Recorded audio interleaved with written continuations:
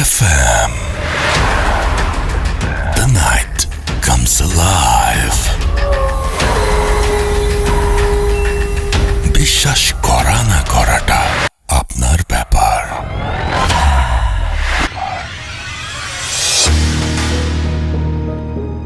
Yes, বিশ্বাস করা বা না করাটা আপনার ব্যাপার। ইউ লিসনিং টু রেডিও ফুর্তি FM। আমি রাসেল আছি, সাথে ঘড়িতে সময় অলরেডি 11:59 থেকে 12টা হয়ে গেছে এবং আপনাদের সবাইকে স্বাগত জানাচ্ছি ভূত FM-এ। গত সপ্তাহে আমাদের বার্থডে এবং ঈদ স্পেশাল ছিল এবং স্পেশাল গেস্টরা সেখানে ঘটনা শেয়ার করেছেন। আশা করছি যে এপিসোডটা আপনারা অনেক উপভোগ করেছেন এবং তারপরে অনেক ভালো ভালো ঘটনাও আমরা পেয়েছি।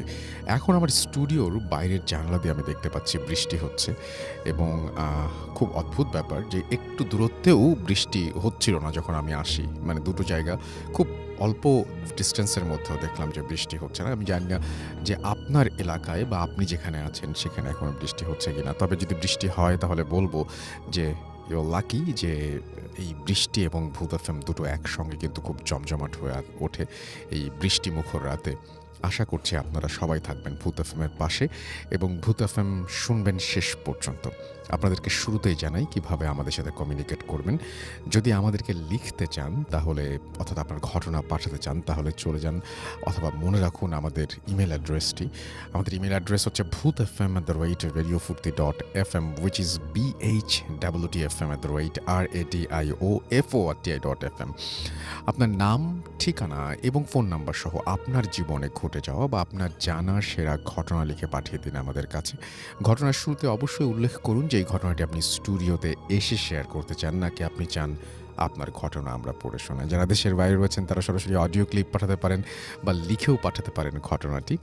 এবং আমাদের দুটো ফেসবুক পেজ কিন্তু রয়েছে, www.facebook.com/radio.furti পেয়ে যাবেন। এখানে আমাদের আজকের যে পোস্ট, সেই পোস্টটি সেটার নিচে অবশ্যই লাইক, কমেন্ট এবং শেয়ার করে জানিয়ে দিন যে আপনি আছেন আমাদের সাথে। এবং সেই সাথে www.facebook.com/bhutfm.russell, রাসেলের স্পেলিংটা হচ্ছে RUSSELL। এই পেজটিতে গিয়েও আপনি দেখবেন যে পোস্ট রয়েছে এবং সেখানেও আপনি লাইক, কমেন্ট এবং শেয়ার দিয়ে আপনার কথা জানিয়ে দিবেন আশা করব। এবং এই পোস্টটিতে, এই পেজটিতে খুব মজার একটা বিষয় আছে। অনেকে মনে করেন যে মানে ইমেইল করাটা ইজ ভেরি ডিফিকাল্ট, মানে এই সময় আবার ইমেল করো, এই করো, সেই করো। কিন্তু এখানে খুব একটি ইজি একটা ওয়ে আছে যে আপনি ডান দিকে দেখবেন একটা জায়গায় সেন্ড ইমেল নামে একটা ট্যাব আছে, যেখানে আপনি একটা ক্লিক করেই আপনি আপনার ইমেলটি কিন্তু পাঠিয়ে দিতে পারেন আমাদের কাছে। So it's very easy. আপনি চাইলে এখনই লিখতে বসতে পারেন ভূত FM শোনার পরে অফকোর্স, এবং জানিয়ে দিতে পারেন আপনার সমস্ত কথা। আরেকটা সুখবর দিয়ে আজকের ভূত FM শুরু করতে চাই, আর সেটি হচ্ছে আপনাদের জন্য একটা গিফট আছে। সেটা মানে খুবই চমৎকার একটা গিফট। আমি আপনাদেরকে বলে দিই, সেটা হচ্ছে যে অ্যানিভার্সারির কথাটা শুনলেই আমাদের মাথায় অনেক কিছু ঘোরাফেরা করে এবং আমাদের সবসময় মনটা ভালো হয়ে যায়। অ্যানিভার্সারি, কত রকমের অ্যানিভার্সারি আছে, তাই না? এবং উৎসব মুখর একটা পরিবেশের সৃষ্টি হয় এই অ্যানিভার্সারি ওয়ার্ডটাকে ঘিরে।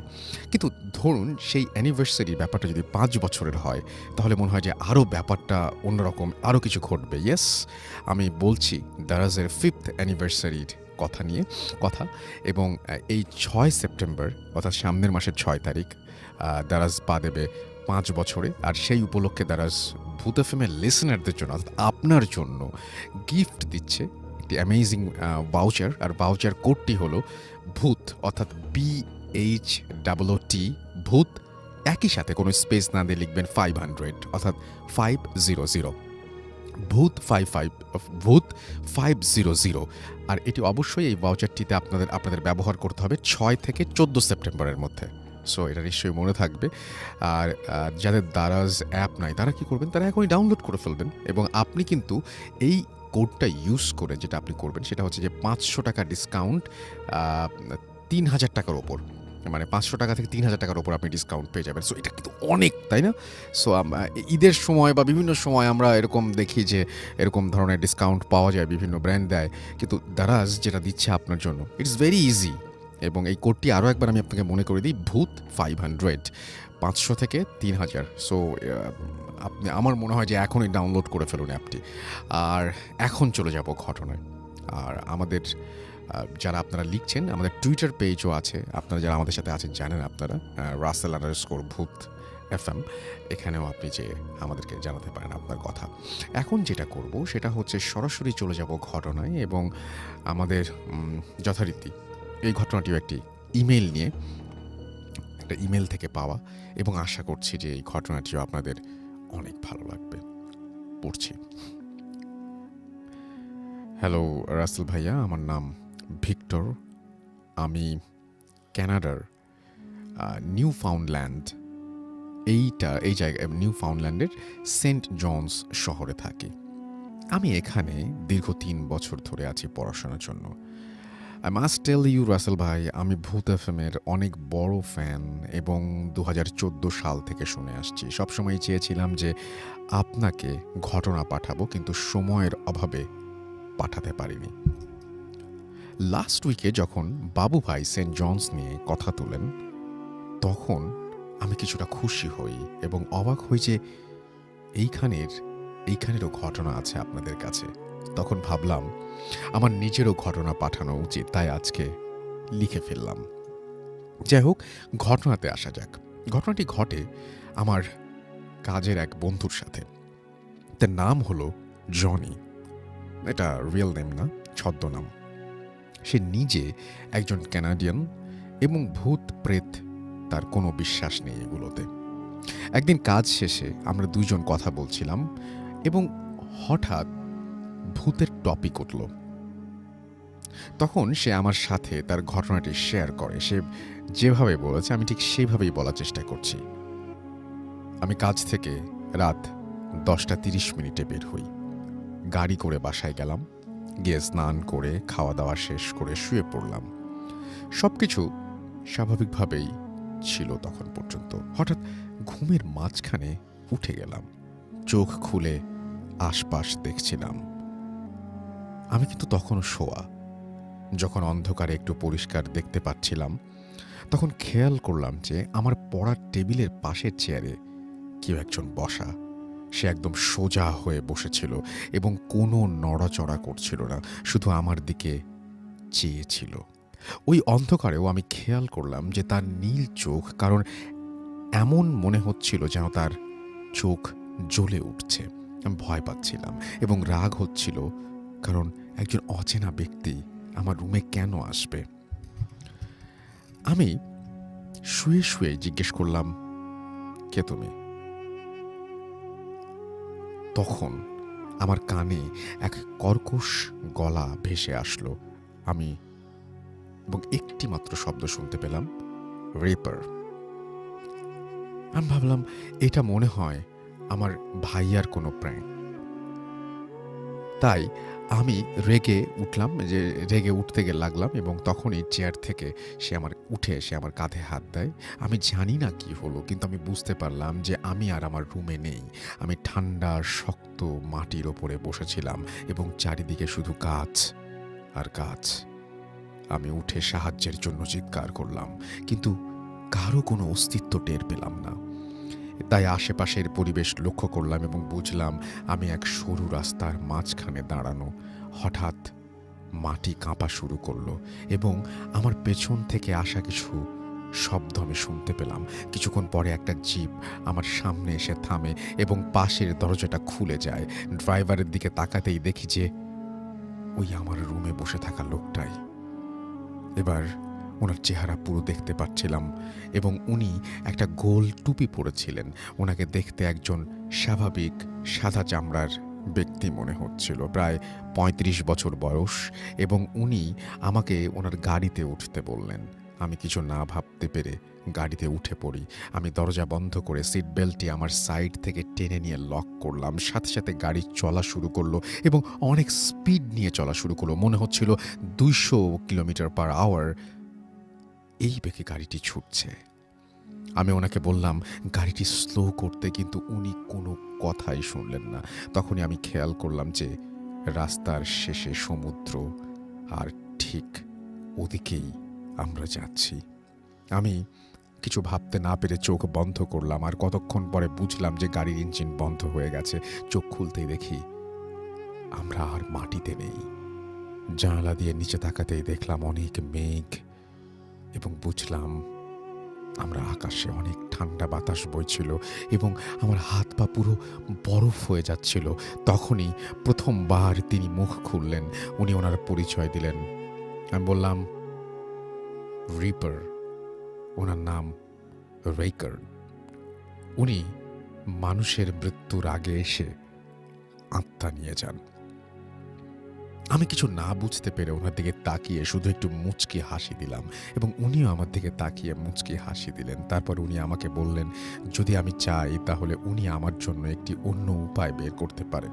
ওনার অফার ছিল যে উনি ওনার কাছে আমি আমার আত্মাটি যদি বিক্রি করে দেই, অর্থাৎ বেচে দেই, উনি আমাকে আমার জীবন ফেরত দেবেন এবং ৪৭ বছর বাঁচার সুযোগ দেবেন। আমি শুধু বাসায় কখন যাব ভাবছিলাম, তাই কোনো সিরিয়াস চিন্তা না করে বললাম যে আমি আত্মা আপনাকে দিয়ে দেব। উনি ওনার বাম হাত বাড়িয়ে দিলেন এবং আমিও আমার বাম হাত বাড়িয়ে দিলাম। হ্যান্ডশেক করার সাথে সাথে আমি গাড়ি থেকে পড়ে যাই। চোখের পলকে আমি নিজেকে আবিষ্কার করি আমার রুমে। তারপর উঠে বাতি জ্বালিয়ে ঘর চেক করি আর লক্ষ্য করি যে উনি যে চেয়ারটিতে বসা ছিল ওটা একই স্থানে আছে এবং তখনই আমি ভয় পেলাম, কারণ চেয়ারটি ঘুমানোর আগে আমি ওখানে রাখিনি। মানে উনি যে ওই চেয়ারে বসেছিলেন তা আসলেই সত্যি ঘটেছে। আমি আর কোনো কিছু না ঠিক করে আবার ঘুমিয়ে পড়লাম। ওদিনের পর থেকে আমার আর ভালো মতো ঘুম হয় না। এটাই ছিল ভাইয়া কাহিনী। আশা করি ভালো লাগবে। আগেই মাফ চেয়ে নিচ্ছি, কারণ আমার এই বন্ধু এই বিষয়ে কোনো কথা জানাতে চায় না কাউকে, কোনো প্রমাণ নেই। আমাকে কথা দিয়ে বলেছে যেটি পুরোপুরি সত্য ঘটনা। অনেক কষ্ট করে বাংলায় টাইপ করেছি, তাই ভুল হলে ক্ষমা করবেন।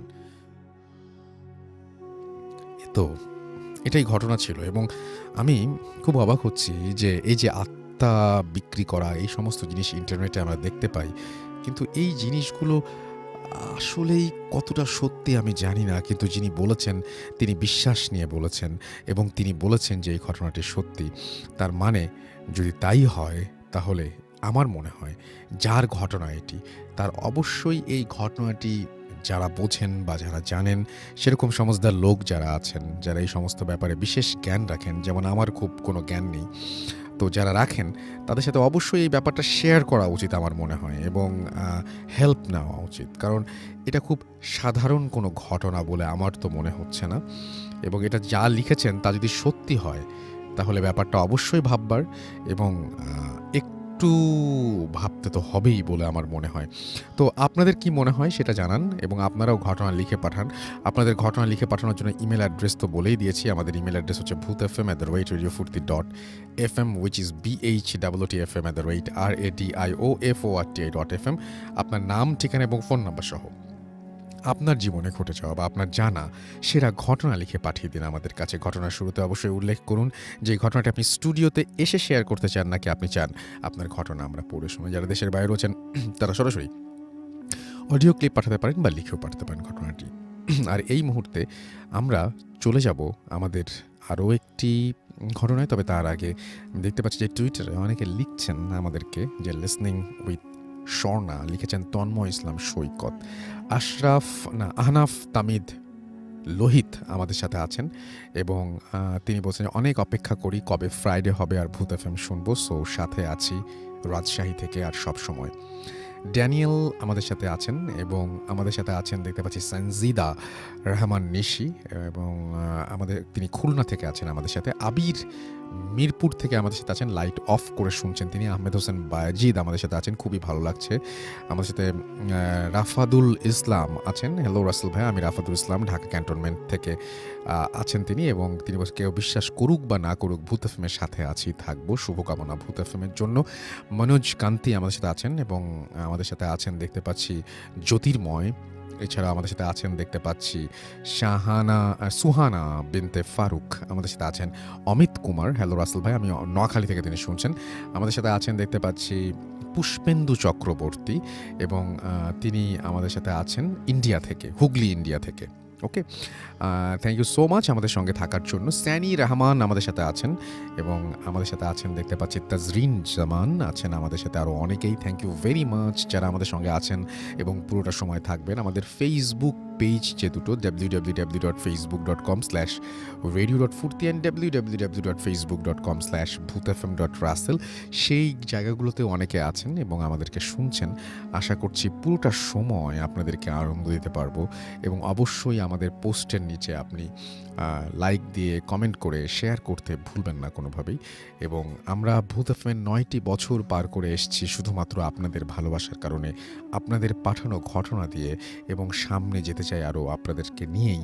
এবং আশা করছি প্রতিটা মুহূর্তে আপনারা আমাদের সঙ্গে থাকবেন।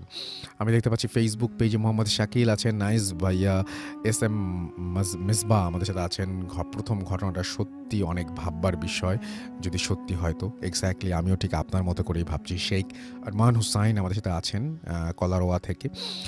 আফতাব হুসাইন মানিকগঞ্জ থেকে শুনছেন। এমডি শাহিন আলম আমাদের সাথে আছেন সৌদি আরবিয়া থেকে। রাতুল আহমেদ আমাদের সাথে আছেন নরসিংদী থেকে। আমাদের সাথে আছেন এমডি নাইম চট্টগ্রাম থেকে।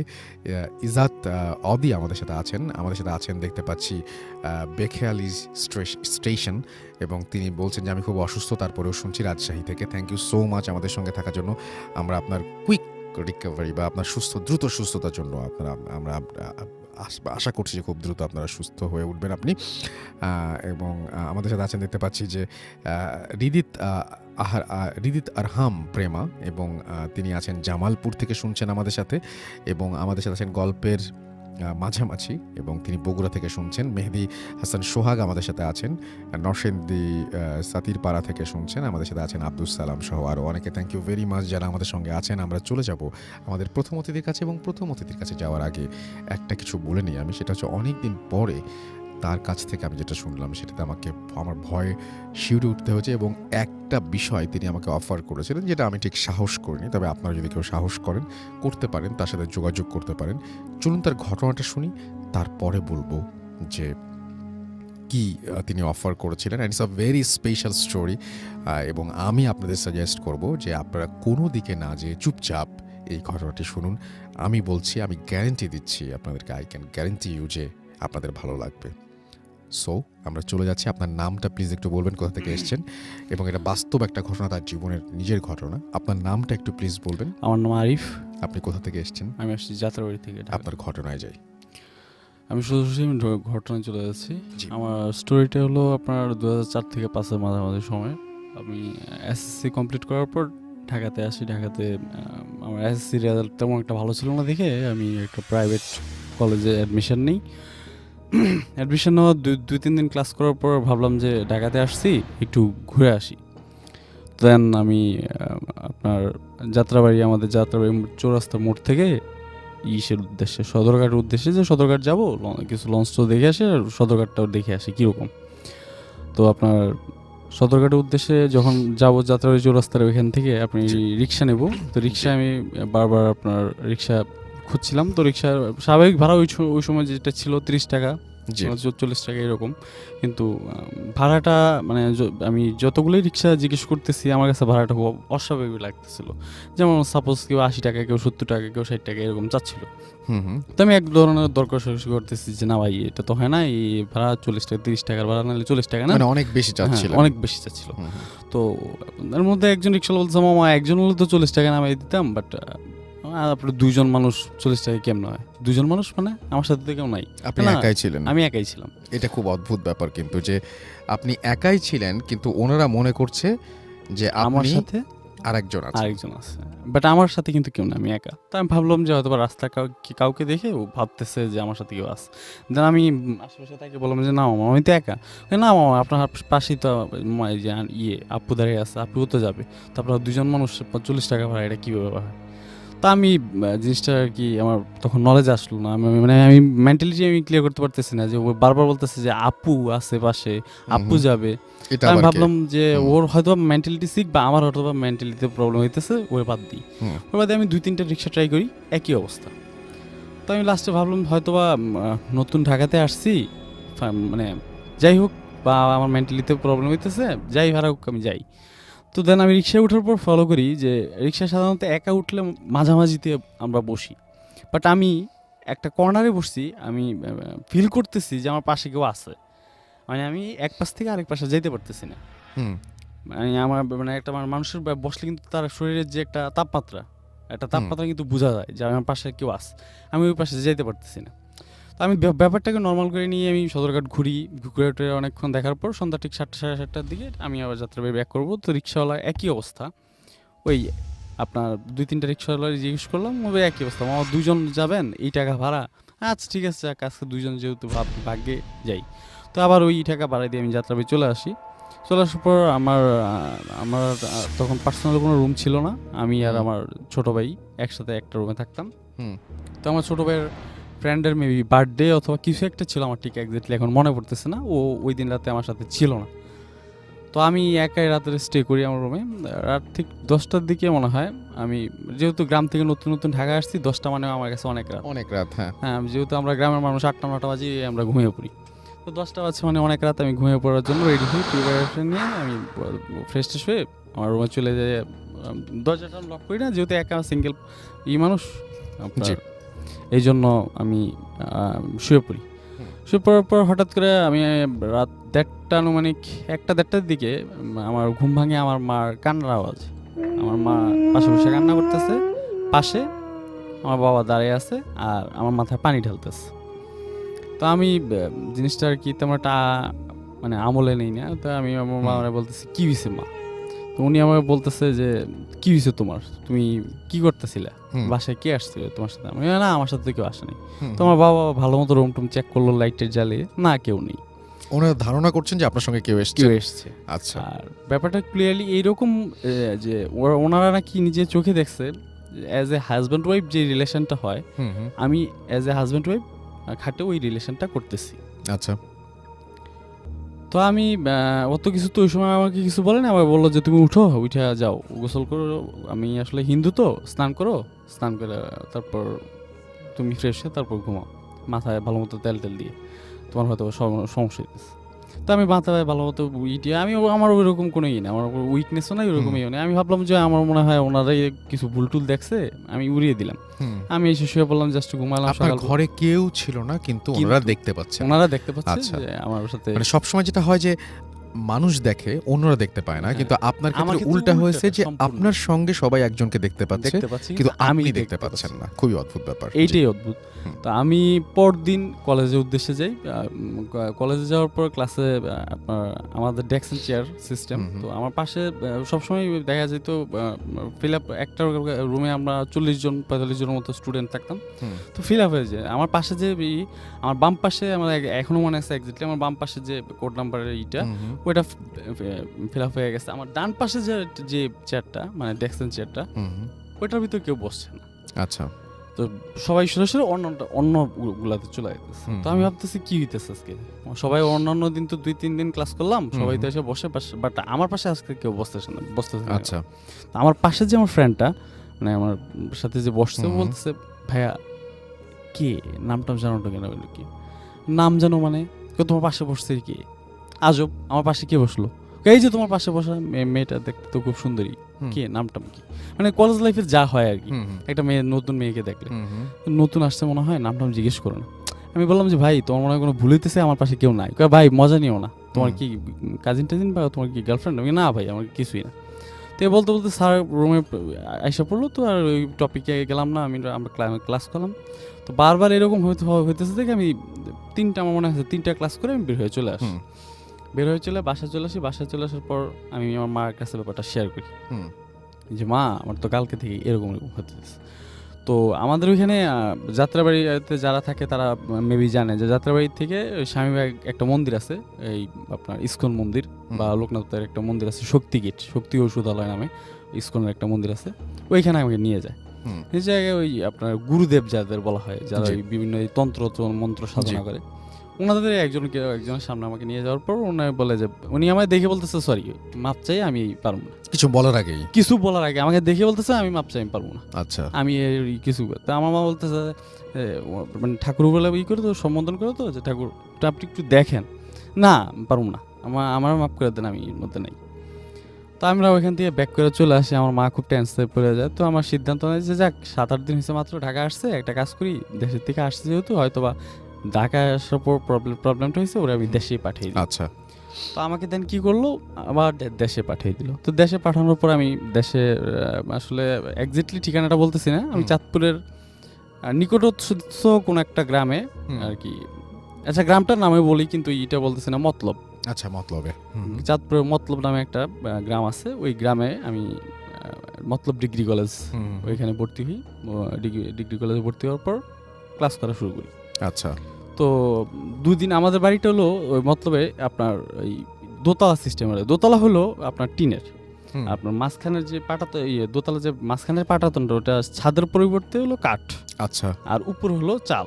আচ্ছা। আমি দোতলায় থাকতাম, আর নিচতলা আমার নানা নানির একমাত্র মেয়ে আমার মা, সোয়ার বাসায় কেউ নেই, আমরা 3 জনই। তো নানা নানি দেশের বাড়িতে সাধারণত 7:30-8টা এনাফ ঘুমিয়ে পড়ে। তো 8টা বাজে যখন, 8:30-9টার দিকে আমিও ঘুমাবো। তো আমার পাশে আবার বারান্দা, একটা ছোট্ট ব্যালকনির মতো আছে, এখানে গিয়ে একটু দাঁড়িয়ে আমি, আমার একটু হ্যাবিট ছিল স্মোকিং করা, তো আমি একটু স্মোকিং করতেছিলাম। এই ফার্স্ট আমি ফিল করি যে আমার পাশে কেউ দাঁড়ানো। এবার আপনি ফিল করছেন? এবার আমি ফিল করতেছি, ওকে, নোট একটু কাইন্ডলি নোট করবেন, আমি ফিল করতেছি আমার পাশে একজন দাঁড়ানো। মানে অতটা ওইভাবে আমি একটা কথা বলি রাসেল ভাই, এই ঘটনার মধ্যে অনেকে মনে করে যে রাত জেগে এখন প্রায় 12টা-1:30 বাজে ফান করার জন্য বানায়া অনেক ধরনের মিক্স করে এখানে মানে বলতে আসে, কিন্তু যার সাথে ঘটে সে বুঝে যে কষ্টটা কতটুকু, ঠিক না? আপনার ফান করার জন্য বা ইসের জন্য কিন্তু এখানে কেউ আমার মনে হয় না আসে, খুব কম সংখ্যক, ঠিক না? রাত 12টা বাজে এখানে ফান করতে আসে না। তো আমার পাশে যখন আমি দেখি, আমি ফার্স্ট তাকে দেখি, চুলগুলো অনেক বড় ছিল, মোটামুটি দেখতে অনেক সুন্দর। প্রথম আপনি দেখছেন যাকে সবাই বলতো যে আপনার পাশে আছে। আচ্ছা। আমি দেখে টোটালি ব্ল্যাঙ্ক, হঠাৎ মানে এটা আমার ইসের মধ্যে আসে না। তারপর ভাবলাম যে হয়তো বা গ্রামের কেউ আসছে। তো আমি ওর দিকে তাকাই, অপূর্ব সুন্দর, অনেক সুন্দর, কিউটলেস একটা মেয়ে। আমি বলবো না যে আপনার ওই সেন্ট আসে গায়ের থেকে, আসে আতরের গন্ধ আসে, একদম নর্মাল, একদম অ্যাজ এ ম্যান, মানে উম্যান, আপনি যা বলেন। তো ও আমাকে বলতেছে, ঢাকা থেকে চলে আসলা, কাজটা কি ঠিক করলা? এখন তো আরো প্রবলেম বেশি হবে। ঢাকা থেকে চলে আসলা কেন? ঢাকা থেকে চলে আসছি কেন, ঢাকাতে প্রবলেম হয় দেখি তো চলে আসছে। এটা কেন আসছি, কি হয়েছে? আসছো বুঝবা। এইটুকু ওর সাথে আমার কথা। তারপর আমি মনে করলাম যে হয়তো বা আমি সারাদিন মানে কি বলে ট্রাভেলিং করছি, আমার থেকে হইতেছে, আমি শুইতে চলে যাই। ওদিন থেকে আমার লাইফে রাসেল ভাই খারাপ সময় স্টার্ট হয়। টানা 1 বছর সে আমার সাথে ছিল, আমার অনেক হেল্প করছে। আমি করতে পারবো না, আমার এসএসসিতে রেজাল্ট অনেক খারাপ ছিল, আমি আগেই বলছি। কিন্তু আর আমি সায়েন্সের স্টুডেন্ট, আমার কেমিস্ট্রি প্লাস হলো ফিজিক্স, 2টা সাবজেক্ট আমি অনেক উইক ছিলাম, অনেক উইক। তো আমি আবার ওই কলেজ উইটে হায়ার ম্যাথটা আমার অপশনাল সাবজেক্ট হিসাবে নিই, হায়ার ম্যাথটা। হ্যাঁ, তো আমি ভাবছিলাম যে এবার মনে হয় শেষ, যেহেতু এই সমস্যা একটা।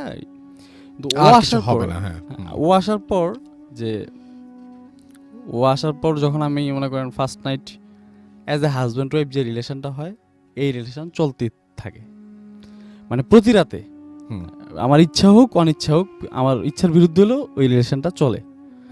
তো আমি মেন্টালি শারীরিকভাবে খুব অদ্ভুত লাগছে আমার কাছে সবকিছুই। তারপরে কি হলো? আমি আপনাকে তারপর বলতেছি যে কি, তখন আমার কাছে মানে কি বলবো, ভাষা প্রকাশ করার মতোই না, বাট আমার গ্রোথটা এত পরিমাণে বাড়তেছিল সবার কাছে, যেটা অদ্ভুত লাগতেছিল। আপনি পড়াশোনায় ভালো করছিলেন, এত পরিমাণে ভালো যে আমি মানে আপনার এইচএসসি কিভাবে ভালো করতেন পড়াশোনায়? কি হতো আপনার? আমার পড়াশোনাতে আমি সারাদিন পড়তামই না। কেমিস্ট্রি সিও বুঝতাম না, কিন্তু দেখা যেত কি অটোমেটিকলি আমি পরীক্ষা হলে বসলাম, আমার মনে হতো যে আমি অটোমেটিকলি আমার হাত চলতেছে। আচ্ছা, টু বি অনেস্ট, আমি মানুষ কিভাবে নিবে জানি না, আমি নিজে একজন সায়েন্সের স্টুডেন্ট, আমার এগুলো বিলিভ করার কথা না, কিন্তু তারপর আমি বলতেছি। আলিয়া এখানে মানে আরেকজন গেস্ট আসে, ডাক্তার আলিফ, আমি ওনার স্টোরিও শুনি। তো ওনারও তো ডাক্তারের, তো ওনাদেরও তো এগুলোর ভিতর দিয়ে যাইতেছে। তা আমি বলতেছি যে তারপর আমার সাথে যদি কেউ চ্যালেঞ্জ করে, আমি চ্যালেঞ্জটা নিতে পারবো, এইখানে বসে আমার সাথে চ্যালেঞ্জ নিবে, আমি দেখিয়ে দেবো যে ও আমার সাথে আছে। আপনি এটাই আমাকে বলেছিলেন এবং আমি সেটা রাজি হইনি, যে কেউ মানে আপনাকে যদি কেউ বলে তাহলে আপনি তাকে পাশে বসিয়ে আপনাকে দেখাই দিতে পারবেন। এখন চ্যালেঞ্জ করলাম, আসতে যদি পারে আমি এখন বসে দেখিয়ে দেবো আছে কিনা।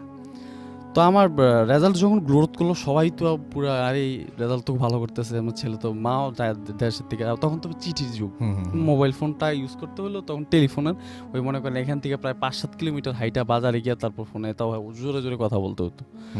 তো এই অবস্থা দেখার পর আমার কিন্তু আমার শারীরিকভাবে অবনতি চলে, আমার শরীরের ওয়েট তারপর মেন্টালিটি অনেক সিক হয়ে যায়।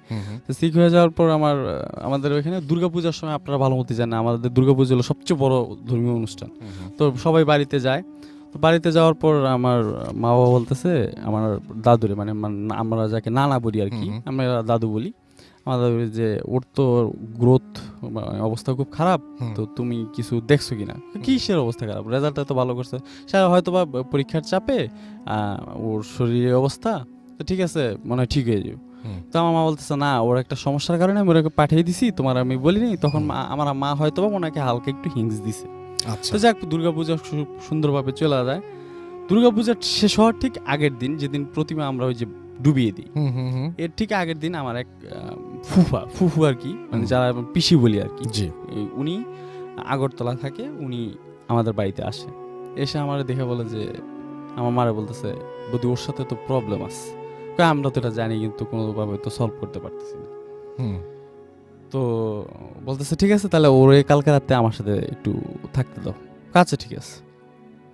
পরের দিন রাতের বেলা সব শেষ, ওনার সাথে মা ছেলে থাকতেই পারে। তো উনি আমার সাথে আমার রুমে স্টে করলো। স্টে করার পর উনি একটা রিচুয়াল করলো, ত্রিকোণামিত্রির মতো একটা দাগ আঁকলো, একে এক পাশে আমাকে বসাইলো, আরেক পাশে উনি বসলো, মাঝখানে সরিষার তেল আরও কিছু মানে রিচুয়াল যেগুলোতে থাকে আর কি, বিভিন্ন ধরনের জিনিসপত্র রাখলো, সরিষা টরিষা এরকম অনেক ট্রাই করলো, বাট কোনো রেজাল্ট আসলো না, কোনো রেজাল্টই আসলো না। তো কিন্তু উনি দেখছে যে আমার পাশে ও বসা, এমনকি উনি নাকি আমি ওই কথাগুলা পরবর্তীতে লাস্ট যখন কনভারসেশন শেষের দিকে তখন বলতেছে যে তুমি চলে যাও ওর জীবন থেকে, আমাদের তো বংশে একটা প্রদীপ, মানে আমি বংশের সবার বড়, ওরে তুমি মাফ করে দাও, ওর সাথে তো যা করা করছি, যাতে ওর জানের পরিবর্তে লাগলে আমরা একটা জান দিব, তুমি ওরা ছেড়ে দাও। আচ্ছা, ও বলতেছে না, তখন আমি বলতেছি না, আমি ওরে ছাড়বো না, কারণ আমি অ্যাজ এ ফ্রেন্ড, মানে আমি ওর প্রতি অনেক ইন্টারেস্টেড হয়ে পড়ি। আমার বয়সটাই ছিল তখন ওই রকম, আমি ওর প্রতি অনেক ইন্টারেস্টেড। আর অনেক কত সালের ঘটনা এটা বলছেন আপনি? 5-6 ওকে, 5-6। তো দেন আমি ওরে মানে যাই হোক চলে যায়, তারপর পূজা টুজা শেষ, সব কিছু শেষ, সবাই সবার মতো কাজে চলে যায়। তো দেন আমার এইচএসসিতে রেজাল্ট ভালো আসে, জিপিএ 5 আসে। তো আমার সবাই চিন্তা করতেছে এবার ওরে ঢাকাতে কোথাও এবার আবার আপনার ভালো একটা ইউনিভার্সিটিতে অনার্স ডিগ্রি করার জন্য। তো আমার মা তো আমাকে ঢাকা আনবেই না, কারণ আমার ছোট একটা ভাই আছে, ছোট একটা বোন আছে, প্রবলেমেরও একটা ব্যাপার আছে, যেহেতু আমার সাথে একটা জিনিস আছে।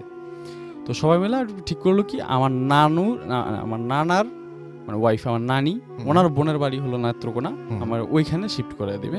ওইখানে ভালো একটা করে নেত্রকোনা ডিগ্রি কলেজ ওই নামে একটা আছে, ওইখানে আপনার অনার্সটা করার জন্য। জি। তো আমি ওইখানে চলে যাই নেত্রকোনাতে গিয়ে আমি অনার্সটা করি। ওই সময় আমি মানে ফলো করা শুরু করলাম যে একটা জিনিস কি, সে আমার ফ্রেন্ড ঠিক আছে, সে আমাকে হেল্প করতেছে, সব কিছু ঠিক আছে, কিন্তু আমার ইচ্ছার বিরুদ্ধে ওই যেই কাজগুলো করতো ওইটা আমি আর নিতে পারতেছিলাম না। আচ্ছা, ওইটা আমার মানে ওভার হয়ে যেতেছিল, অনেক ওভার থেকে ওভার হয়ে যেতেছিল। আর আমিও ওরে এতটাই ভালোবেসে ফেলছিলাম বা এতটাই করে ফেলছিলাম যে ওরে আমি নিজেও ছাড়তে চাইছিলাম। তো যাক 4টা বছরে অনার্সের মোটামুটি গেল, অনার্সের রেজাল্টও মাশাআল্লাহ দিলে খুব ভালো আসলো, খুবই ভালো। মানে আমার যেটা কল্পনারও বাইরে, আমি স্টুডেন্ট হিসেবে কিন্তু অতটা ভালো না, আমার রেজাল্টটা এত ভালো আসলো যে আমি কল্পনা করতে পারিনি। যাক আমি তখন ওইখান থেকে যখন এই ঝামেলাগুলো আমি সহ্য করতে পারতেছিলাম না, তখন আমার ওইখান থেকে আমি একটা কথা মিস করছি। রেজাল্টের আগেই আমি মায়ের ফোন দিয়ে বললাম যে মা আমার অবস্থা তো প্রচন্ড খারাপ, ওইটা তো আমার সাথে হয়েই চলতেছে। তখন আমার মা জানিয়ে দিল, হ্যাঁ এতদিন পর আমরা তো মনে করছি এটা সব শেষ হয়ে গেছে, তুই তো আমার কিছু বলস নাই, তাড়াতাড়ি তুই ঢাকা চলে আস, সব বাদ দে। তখন আমি ঢাকা চলে আসি। আচ্ছা, ঢাকা চলে আসার পর তৎকালীন ঢাকাতে আপনার বাইতুল মুকাররম মসজিদের ঠিক উল্টা দিকে, যেখানে বর্তমানে আপনার এই যে পল্টনের যে মার্কেটগুলা, এখানে একটা হুজুরের বাড়ি নামে একজন হুজুর ছিল, খুব নাম করা পীর সাহেব, ওনাকে সবাই সম্বোধন করতো। তো এই হুজুরের কাছে আমাকে নিয়ে যায়। তো নিয়ে যাওয়ার পর সরি ওনারা আগে যায়, ওরা আগে গিয়ে ডিটেলসে বলার পর বলে যে আমি তো কারো বাসায় যাই না, ওরে নিয়ে আসেন। তো পরের দিন আমাকে নিয়ে যায়, নিয়ে যাওয়ার পর আমার ওনার যে রিচুয়াল রাতের বেলা রিচুয়ালে বসানোর পর আমার মারে ওই রুম থেকে বের করে দেয়, আমার বাবা ওই রুমে থাকে। থাকার পর ওই মেয়ে আমার ওরে আনে, ওরে যেভাবে আনে, আনার পর ওর সাথে কনভারসেশন শুরু করে। তো ও মানে কোথাও কোনোভাবে মানে এত বড় একজন হুজুর কোনোভাবেই ওনার মনে হয় বেস্ট ট্রাইটা আমার জন্য করছিলেন, কিন্তু পারে নাই। তো আমার কিছু তাবিজ টাবিজ টি করে দিল যে এগুলো রাখলে সাথে মানে তেমন খারাপ কিছু করতে পারবো না, তবে ওরে একেবারে তাড়ানোটা সম্ভব না। তখন আমার রুম থেকে বের করে দিয়ে আমার বাবা একটা বুদ্ধি দিল কি, যাক ছেলে যাই হয়েছে বয়স হয়তো বা এখন একটু কম, তারপর ওর একটা কাজ করে ওকে একটু বিয়ে করাই দেন। তো আমি তখন আবার কোম্পানির নামটা কি প্রকাশ করবো? না, দরকার নেই। আমি আচ্ছা যে কোনো একটা প্রাইভেট কোম্পানিতে একটা জব নেই, মার্কেটিং সেলসে। জি, সেলসে মার্কেটিং রিপ্রেজেন্টেটিভ, দোকানে গিয়ে প্রোডাক্ট বিক্রি করা। জি জি জি। এই একটা নর্মাল একটা মোটামুটি একটা ভালো কোম্পানি, নর্মাল ভিতর। ওই জয়েন করার পর মোটামুটি 14-15টার মতো মেয়ে ওনারা দেখে আমার জন্য। তো দেখার পর সবগুলাই বিয়ে হয়, কিন্তু লাস্টের দিকে গিয়ে শেষ। আচ্ছা, ক্রস হয় না না। শেষ পর্যন্ত গিয়ে অবস্থা শেষ। জি। তখন আমার কি করলো আমার বাবা আর মা একটা কি ওনাদের কি প্ল্যান আমি এখন পর্যন্ত জানি না, এখন পর্যন্ত এটা আমি বিয়ে করতে পারিনি। আমার যেদিন বিয়ের দিন রাত 8টা পর্যন্ত আমি জানি না আমার বিয়ে। আমাদের বিয়ে কিন্তু সাধারণত রাত 12টা-1টা বাজে হয়, আপনি জানেন মনে হয়। আমি জানি রাতে আমাদের বিয়েটা রাতে হয়। জি। তো যখন রাত 12টা-1টা 8টা-9টা পর্যন্ত আমি জানি না আমার বিয়ে, যখন 8-8:30-9টা বাজে আমার কিছু দু একজন, আমার কিন্তু কোনো ফ্রেন্ডই নেই। আমার এই বয়স পর্যন্ত আমার প্রায় 30-এর উপরে আপ, 31-30 এরকমই বয়স চলতেছে, আমার কিন্তু কোনো ফ্রেন্ড নাই। ঠিক আছে, খুবই অস্বাভাবিক একটা ব্যাপার। আমার কিন্তু কোনো ফ্রেন্ড নেই। জি। ঠিক আছে, তো আমার দু একজন লোক আসার পর আমার যখন সাজায় তখন আমি বুঝি যে আমার বিয়ে। যাক, বিয়ে হওয়ার পর 1 মাস ওরা আমি দেখি না। 1 মাস অ্যাজ ইউজুয়াল নর্মাল মনে করলাম যে যাক এবার নর্মাল লাইফ লিড করবো, সুন্দরভাবে জব করতাম, বাসায় আসতাম, খাওয়া দাওয়া করতাম, বউর সাথে ঘুরতাম ফিরতাম। এই 1 মাস পর এবার অত্যাচারটা শুরু হলো আমার ওয়াইফের সাথে। তাকে বিভিন্নভাবে আপনার প্রবলেম করতো, তাকে আপনার এই মানে দেখা যেত ছাদে গেছে কাপড় শুকানোর জন্য, তারে করতেছে, আপনার ধাক্কা মারতেছে। তারপর মনে করেন এই আপনার বলেন, অসুবিধা নেই, ধাক্কা মারতেছে, তারপর আপনার করে আপনার মানে যে কোনো ভাবে হোক তারে মেরে ফেলার চেষ্টা, বা তারে অসুস্থ করার চেষ্টা, বা তারে মানে যেভাবে হোক তারে কিছু একটা করার চেষ্টা করতেছে। তারপর রাতেরবেলা যখন আপনার আমার সাথে শোয়, তখন দেখা যায় তার সাথে আমার একটা দূরত্ব, মানে যেভাবে কিছু একটা করে আমার সাথে তার একটা দূরত্বর গ্যাপ সৃষ্টি করার চেষ্টা করতেছে। তখন আমার মা আমার ওয়াইফে পরামর্শ দিল কি, যে একটা কাজ করো, তাহলে তুমি বেবি কনসেপ্ট করার চেষ্টা করো। বেবি কনসেপ্ট করলে হয়তো এই প্রবলেমটা থেকে তোমরা সলভ হতে পারবা। তখন আমার ওয়াইফ, তখন সালটা আনুমানিক আপনার 2010-11 এরকম, 2010-11, হ্যাঁ 11 মনে হয়, 11 রাইট, 2011 সাল। তখন আমি ওই কোম্পানি ছেড়ে বর্তমান যে আমি ওর সাথে বললাম অফিয়ারে, ওই কোম্পানিতে জয়েন করছি। ওই কোম্পানিতে জয়েন করার পর আপনার আমার বেবি ওয়াইফ আপনার টানা ট্রাই করা শুরু করলো। তো আমার কনসেপ্ট হতো বেবি, বাট ঠিক 4 থেকে 5 মাসের মাথায় আমার বেবিটা মিসক্যারেজ হয়ে যেত।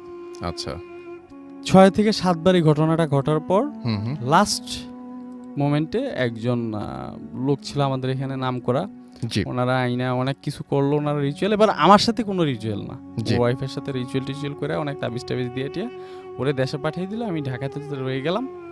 এবার বেবি কনসেপ্ট হওয়ার পর আমাকে এখন ও যেহেতু দেশে চলে গেছে, আমার তো একা পাইছে। তো রাতের বেলা আসতো, রাতের বেলা আইসা ও আমার সাথে ওই যে আগে যে কাজগুলো করতো আর কি, অ্যাজ এ হাজব্যান্ড ওয়াইফ, ওই কাজটা সে আমার সাথে করতো, অন্য কিছুই না, আর কথাবার্তা বলতো।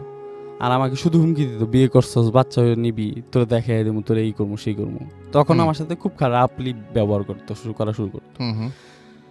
তো আমার লাস্ট একেবারে আর ডিটেলস হতে এত সময়ও নাই বলার, বলতে গেলে অনেক ইসের ব্যাপার, এর মাঝখানে অনেক কাহিনীও চলে গেছে। তো লাস্টে কিছুদিন আগে আর কি, বেশ কিছুদিন আগে আইয়ুব বাচ্চু স্যার যেদিন মারা গেল, ওই দিন একটা রিচুয়াল হয় আমার বাসায় সকালবেলা। রিচুয়ালের মধ্যে ওই মেয়েরে অনেক ইটি করে ওই যে বললাম যে একজন পাওয়ারফুল লোক আসছিল, উনি মোটামুটি একটু বিরত করতে পারছে, বিকজ আমার একটা বেবি হয়েছিল, একটা ছেলে বেবি, যার বয়স 1 বছর 1 মাস এখন চলতেছে।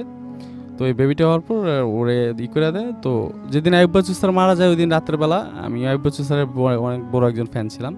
তো আমি ছাদে দাঁড়িয়ে কান্না করতেছিলাম অটোমেটিকলি। আর ওই ফেসবুকে ওনার যে ইগুলা আছে, আবার ইন্ডিপেন্ডেন্ট চ্যানেলে ওনার ইগুলা দেখাইতেছিল, দেখতেছিলাম। তো পাশের ঠিক বিল্ডিংয়ে দেখলাম যে ও দাঁড়ানো।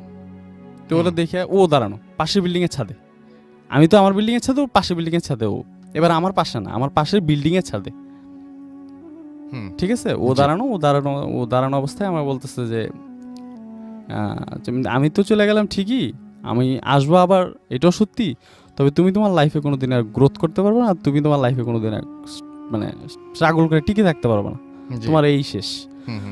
তো আমার যেহেতু মার্কেটিংয়ে চাকরি করি, যদি আমার একটা বাইক ছিল আর কি, তো অ্যাক্সিডেন্টে আমার কিছুই হয় না, আমার মোটামুটি একটা মানে ইনজুরি হয়েছিল, আমার বাইকটা শেষ।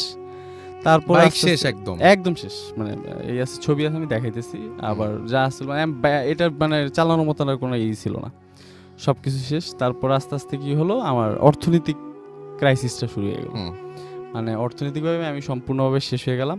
তারপর আপনার শুরু হইলো আপনার ফ্যামিলিগতভাবে মেন্টালিটি চাপ নিতে না পেরে আমি প্রায় সময়, যেহেতু আমি আসলে একটা মেডিকেল লাইনে আছে, আপনি জানেন ভালো মতোই রাসেল ভাই, আমি এই ঘুমের ড্রাগস নেওয়া শুরু করলাম, যে ঘুমটা বেশি হলে হয়তো ভাই প্রবলেম চলে যাবে। এত মাত্রায়, যে মাত্রা মনে করেন 0.5 এর একটা ঘুমের ওষুধ খেলে দেখা যায় একটা মানুষ কিন্তু অনেকক্ষণ মতো। আমি 20টা ট্যাবলেট একদিনও খাইছি ওর যন্ত্রণা থেকে ঠিক বাঁচার জন্য, বাট আমার কোনো কাজ হয় না, ঘুমই আসতো না। তো এখনো আমি মানে এখন আমার অবস্থাটা এমন পর্যায়ে চলে গেছে, আমি এমন দেশের মোটামুটি একটা স্বনামধন্য কোম্পানি বর্তমানে যেটাতে আছি, নামটা প্রকাশ করতেছি না, যেটাকে মাইনে পাই, কিন্তু দেখা যায় কি এমন একটা সময় আমি যে আমার বাচ্চারা যে একটা ল্যাকটোজেন বা একটা স্যালাড কিনে খাওয়াবো, ওই টাকাটা আমার পকেটে থাকে না। জি। আর আমি মানে এমনভাবে ধসে হয়েছি, মানে আমি ফিনিশ। আর আপনাকে যা বলেছিল সেই কথাটা ভুলে গেছে। হ্যাঁ, আর মাঝে মাঝে দেখি। আর আরেকটা জিনিস কি, আমি ওই যে চ্যালেঞ্জটা এই জন্যই বললাম যে আমি যখন তারা স্মরণ করি, সে আসে, সে কথাবার্তা বলে, সে সম্পূর্ণভাবে কনভার্সেশন। তো কখনো আপনি বলেননি যে আমার সমস্যা হচ্ছে, এই সমস্যাগুলো আমি চাই না? হ্যাঁ বলছি তো না, তো আমি নাকি ওরও সমস্যা করছি, তো আমি ওর কাছে অনেকবার জিজ্ঞেস করছি যে আমি তোমার কি সমস্যা করছি, তো বলছে না এটা বলা যাবে না, তবে তুমি আমার সমস্যা করছো। আর তুমি যদি আমার ছেড়ে দিতা, তাহলে যখন ওই যে প্রথম অবস্থায় তোমার পিসি যখন করছিল তখনই ছেড়ে দিতা, এখন কেন ছাড়তেছো, এত বছর আমার সাথে থাকে। আর আপনি কোনোদিন ডাক্তার দেখেছেন? হ্যাঁ, ডাক্তার তো বলে লাভ নাই, যেহেতু মেডিকেল লাইনে আছি, তার পরবর্তীতে ডাক্তার একের পর এক, তো সব বলতে হ্যালুসিনেশন, আর সবাই ঘুমের ওষুধ, ঘুম, বিশেষ করে ঘুমের ওষুধ, আর হলো আপনার ওই মুড অন, ট্রানজিট, নামগুলো বলে দিলাম, নাম বলতে হবে না, আচ্ছা এই টাইপসের কিছু মেডিসিন। আর মানে বিশেষ করে বলতে যে আপনার ওই ইটা করতে কি বলে, ওই যে যোগ ব্যায়াম, ওই করে নিজের নিঃশ্বাস ইটাই করতে, আর ঘুরতে টুরতে ইয়াতে, বাট লাভ হয় নাই না, এখন পর্যন্ত কোনো লাভ নাই, অ্যাজ ইউজুয়াল এইরকমই আছে। এবং আমার সবচেয়ে অবাক লেগেছে যে আপনি যদি নিজে দেখতেন তাহলে হ্যালুসিনেশন বলতাম, আমি জানি না, আমি একেবারেই মানে বলছি। তো আপনি যেটা বলছেন যে আপনি এখন ডাকলে আপনার পাশে চলে আসবে এবং আপনার পাশের খালি চেয়ারে বসবে, যে লাইট অফ করতে হবে এবং যে কেউ নাকি সেটা দেখতে পারবে, এটা তো খুবই মানে ভয়ঙ্কর ব্যাপার। আমি এটা এই জন্যই বললাম যে আপনি যে কাউকে চ্যালেঞ্জ করছেন, আমি চ্যালেঞ্জ করতেছি, শুধু জাস্ট আপনার আমার একটু গোসল করতে হবে, আর একটা জিনিস হাতে নিতে হবে, এই ও পাশে এসে বসে যদি কথা না বলে, তাহলে মানে যিনি দেখবেন তার সাথেও কথা বলবেন 100%, যদি কথা না বলে এবং যিনি দেখবেন তার কোনো ক্ষতি হবে না, কোনো সে কারো কোনো ক্ষতি করবে না, শুধু আপনার, শুধু আমার। ওকে, তাহলে তো দেখতেই পারে যে কেউ, মানে চাইলে দেখতে পারে। Thank you so much. আপনার ঘটনা, আপনার তার কিছু বলার নাই এখন আপাতত, শুধু দোয়া করবেন না এইটুকু। জি অবশ্যই। আপনি বলছিলেন যে আপনার চাকরির জন্য, আপনার স্বাভাবিক জীবনযাপনের জন্য ব্যাহত হচ্ছে এই ঘটনার কারণে, এবং আপনি ঠিক মানে ভালো করতে পারছেন না লাইফে, এবং আপনার অনেক ভালো করা উচিত ছিল। আপনি একজন ভালো স্টুডেন্ট, আপনি একটা ভালো কোম্পানিতে চাকরি করছেন, তারপরে আপনার যে গ্রোথটা হওয়া দরকার এবং লাইফে যে জায়গায় যাওয়ার কথা, আপনার সব সুযোগ থাকা সত্ত্বেও সেটা আপনার হচ্ছে না, এবং আপনি যে টাকা স্যালারি পাচ্ছেন সেই টাকা থেকেও আপনি কোনো কিছু সঞ্চয় করতে পারছেন না, সেভিং হচ্ছে না আপনার, এবং আপনার সংসারই চলছে না বলতে গেলে। সেটাই খুবই দুঃখজনক ঘটনা, এবং আমরা সবাই দোয়া করি যে আপনি যেন খুব দ্রুত এখান থেকে বেরিয়ে আসতে পারেন, সেই প্রার্থনাই করব, এবং আপনার মঙ্গল কামনা করছি।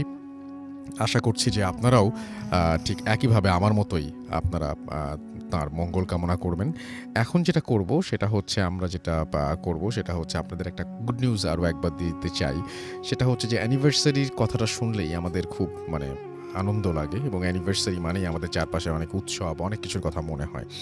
আর সেটা যদি হয় ৫ বছরের মানে 5th অ্যানিভার্সারি, তাহলে কোনো কথাই নেই। আমি বলছি দারাজের কথা, দারাজের 5th অ্যানিভার্সারি ক্যাম্পেইন নিয়ে। ইয়েস, এই ৬ সেপ্টেম্বর দারাজ পা দেবে ৫ বছরে, আর সেই উপলক্ষে দারাজ ভূত এফএমের লিসেনারদের জন্য একটা গিফট নিয়ে আসছে। সেটা হচ্ছে অ্যামেজিং একটা গিফট ভাউচার আমি বলবো, এবং ভাউচার কোডটি হচ্ছে ভূত 500, BHOOT 500, অর্থাৎ 500। আর অবশ্যই আপনাদের এই ভাউচারটি ব্যবহার করতে হবে ৬ থেকে ১৪ সেপ্টেম্বরের মধ্যে। যাদের দারাজ অ্যাপ নেই তারা তাড়াতাড়ি দারাজ অ্যাপটি ডাউনলোড করে ফেলুন, এবং আপনি পেয়ে যাবেন ৫০০ টাকা ডিসকাউন্ট থেকে ৩,০০০ টাকার ওপর ডিসকাউন্ট। ৩,০০০ টাকার, আচ্ছা ৩,০০০ টাকার ওপর ৫০০ টাকার ডিসকাউন্ট, মানে ৩,০০০ টাকার ওপর হলে ৫০০ টাকার ডিসকাউন্ট। আমি প্রথমবার ভুল বলেছিলাম, আরেকবার মনে করে দিলাম। আর আপনারা যারা ভূত এফএমকে অনেক বেশি ভালোবাসেন বা যারা আপনারা আছেন ভূত এফএমের সাথে, এখন দেরি না করে দারাজ অ্যাপটি ডাউনলোড করে ফেলুন, এবং ডিসকাউন্ট ভাউচারটির কোডটি হলো ভূত 500। ৩,০০০ টাকার ওপর কিনলেই ৫০০ টাকা ডিসকাউন্ট। বিশাল ব্যাপার, কিন্তু বিশাল ব্যাপার। তো চলুন আমরা যেটা করব সেটা হচ্ছে এখন আবারও যেটা করব সেটা হচ্ছে আমরা একটু ফেসবুক দিয়ে ঘুরে আসবো এবং দেখব যে কারা কি লিখছেন আমাদেরকে, এবং আমাদের যারা লিসেনার রয়েছেন তারা অনেকেই, আমি বিশ্বাস করি যে এক্সাইটেড যে ঘটনাটা ভাইয়া একটু আগে বললেন সেই ঘটনাটি শুনে। এবং এরকম ঘটনা আমি আসলে অনেক দিন শুনিনি, এবং খুবই অদ্ভুত ঘটনা, এবং আসলে কখনোই শুনিনি যে আপনি দেখতে পাবেন, উনি দেখতে পাচ্ছেন না, অন্যরা দেখতে পাচ্ছেন, এরকম পর্যন্ত বিশ্বাস করা যায়। কিন্তু উনি চ্যালেঞ্জ করছেন যেভাবে যে আপনি চাইলেই এখন দেখতে পাবেন, এইটা কিন্তু খুবই অদ্ভুত ব্যাপার। এবং এইটা ভাবতে গেলেও কীরকম ভয়ঙ্কর লাগে না? আমার কাছে তো খুব ভয়ঙ্কর লাগে, এবং আশা করছি যে আপনারা এই সম্পর্কে লিখবেন ফেসবুকে আমাদেরকে, এবং এই বিষয়টা নিয়ে আলোচনা করবেন। তো আমি দেখতে পাচ্ছি যে সজীব দত্ত আমাকে লিখেছেন, ভাইয়া অনেক ভয় লাগলো ফার্স্ট স্টোরিটা, আমিও আমার গল্প পাঠাতে চাই। আপনি চলে যান ভূত এফএম @radiofurti.fm অ্যাড্রেসে। আমি এখন রেডিও ফুর্তির পেজ থেকে পড়ছি, এর আগের বার ভূত এফএম এর পেজ থেকে পড়ছিলাম। এসকে শাকিল আমাদের সাথে আছেন, এবং লাভ ফ্রম ময়মনসিং তাই লিখেছেন। আশিক সোহান চট্টগ্রাম থেকে শুনছেন। মোতালেব খানের কাছে এটা ভালো লাগেনি ঘটনাটা। মুহতাসিম রহমান অদিত আমাদের সাথে আছেন দেখতে পাচ্ছি। হাবিবুর রহমান, তিনি বলছেন যে ঘটনাটি তার বিশ্বাস হচ্ছে না। আমার কাছেও খুব অদ্ভুত লেগেছিল ঘটনাটি। জেভিয়ার ফাহিম আমাদের সাথে আছেন এবং তিনি বলছেন সেই স্টোরি। মেহজানুর রহমান, এবং তিনি আমাদের সাথে আছেন, এবং এটা মনে হয় মিজানুর রহমান, তিনি ফার্মগেট থেকে আছেন। তিনি হচ্ছেন অসাধারণ কাহিনী। আমাদের সাথে আছেন দেখতে পাচ্ছি এমডি শানায়েল, এবং আমাদের সাথে আছেন দেখতে পাচ্ছি সোহেল খান হৃদয়, আমাদের সাথে আছেন দেখতে পাচ্ছি মনিফা আক্তার মিথুন, আমাদের সাথে আছেন সিয়াম শেখ, আছেন শারহান সাদ, আছেন মুহতাসিম রহমান অদিত, আছেন এমডি মেহেদি হাসান সানি, আহমেদ শ্যামল, অপু রায়হান, এমডি শফিকুল ইসলাম সানি, আমাদের সাথে আছেন দেখতে পাচ্ছি সুফল রাজ, আমাদের সাথে আছেন রাজ হুসাইন তাহসিন, আছেন আমাদের সাথে রেজওয়ান রৌহা, আছেন মোসাব কামাল, আছেন প্রদীপ কর্মকার, এছাড়াও শফিন শাহ নূর আমাদের সাথে আছেন দেখতে পাচ্ছি। এছাড়াও রাতুল আহমেদ আছেন আমাদের সাথে, আতিকুল ইসলাম আছেন, বিশাল বৈরাগী রাজবীর আমাদের সাথে আছেন, তানভীর রুবি আছেন আমাদের সাথে, নিসার আহমেদ আমাদের সাথে আছেন দেখতে পাচ্ছি, মোমেন আকন্দ, এবং মাসুম খান তালহা সহ আরও অনেকে। ভাই আমি আপনার কাছে আরও একবার একটু আসতে চাই, আপনার সাথে একটু কথা বলতে চাই একটা বিষয় নিয়ে। সেটা হচ্ছে যে এই যে আপনি যে ঘটনাটি বললেন, এবং এই ঘটনাটি আপনি কখনো যাকে দেখতে পান তার মাধ্যমে অন্য কারো হেল্প করতে পেরেছেন, বা আপনাকে আগাম কোনো খবর বলে দেওয়া বা এরকম কোনো হেল্প কি কখনো করেছে? এই ধরনের কোনো হেল্প কখনো সে করেনি, এবং আপনি কারো মানে আপনার কোনো অন্য ধরনের কোনো উপকার এই পড়াশোনা ছাড়া অন্য কারো উপকার করতে পারেন না আপনি, মানে এইভাবে কোনোদিন হয় নাই। না। আচ্ছা, এটাই আমার জানার ছিল। Thank you very much. আমরা চলে যাব আমাদের পরবর্তী অতিথির কাছে। আপনার যে দ্বিতীয় ঘটনাটি আমাকে বলেছিলেন সেই ঘটনাটি দিয়ে আমরা শুরু করি। তার আগে আপনার নাম বলবেন এবং আপনি কোথা থেকে এসেছেন সেটা বলবেন, তারপরে আপনার ঘটনায় যাব। আসসালামু আলাইকুম লিসেনার, আমি মোহাম্মদ জাকির হোসেন, এসেছি মিরপুর 12 থেকে। জি। ঘটনাটি 20 থেকে 25 বছর আগের ঘটনা। এটা হুম। ময়মনসিংহ জেলার গফরগাঁও থানার ঘটনা। জি। আর মানে ঘটনাটা দুইটা জায়গাকে কেন্দ্র করে, মানে প্রথম ঘটনাটা যেটা বলছি, আরেকটা হলো কিশোরগঞ্জের হোসেনপুর থানার ঘটনা। হুম। সেখানে এক মৌলানা সাহেব ছিল, নাম বলবো না, সবাই চিনবে এক নামে। আর ময়মনসিংহের একটা হুজুর ছিল, মানে তাদের দুজনের মধ্যে বন্ধুত্বের মতো খাতির ছিল, জি। বন্ধুত্বের মতো। তো আমি ঘটনাটি শুনেছি আমার এক মামার কাছ থেকে, সে আমায় বলেছে ঘটনাটি। একদিন এশারের আজান দিয়েছে, এখন হুজুর নামাজ পড়বে, নামাজ পড়ার এখন খাদেমের কাছে বলেছে যে ওযু করার পানি দিতে, সে পানি দিয়েছে।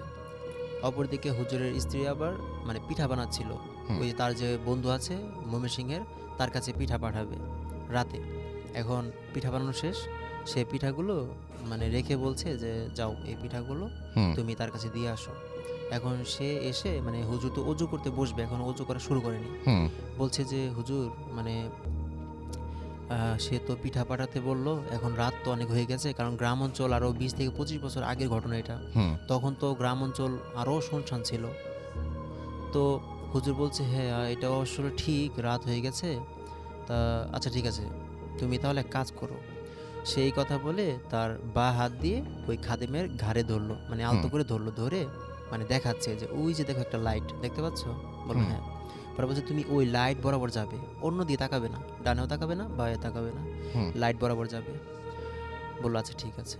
এখন হুজুর বলেছে শুনতে বাধ্য, তা না হলে বেয়াদবি হবে।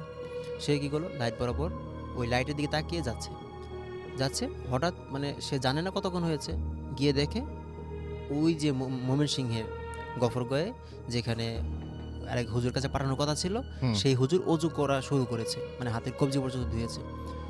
মানে চমকে গেল, এসেই চমকে গেল, মানে কিছু বলছে না, কারণ যদি আবার প্রশ্ন করে হুজুর রেগে যায়। পরে বলল যে হুজুর আপনার জন্য পিঠা পাঠিয়েছে। পরে বলল আচ্ছা ঠিক আছে এখানে রাখো। পরে বলল আজকে কি আমি এখানে থেকে যাব নাকি চলে যাব? পরে বলল না থাকার দরকার নেই, তুমি চলে যাও।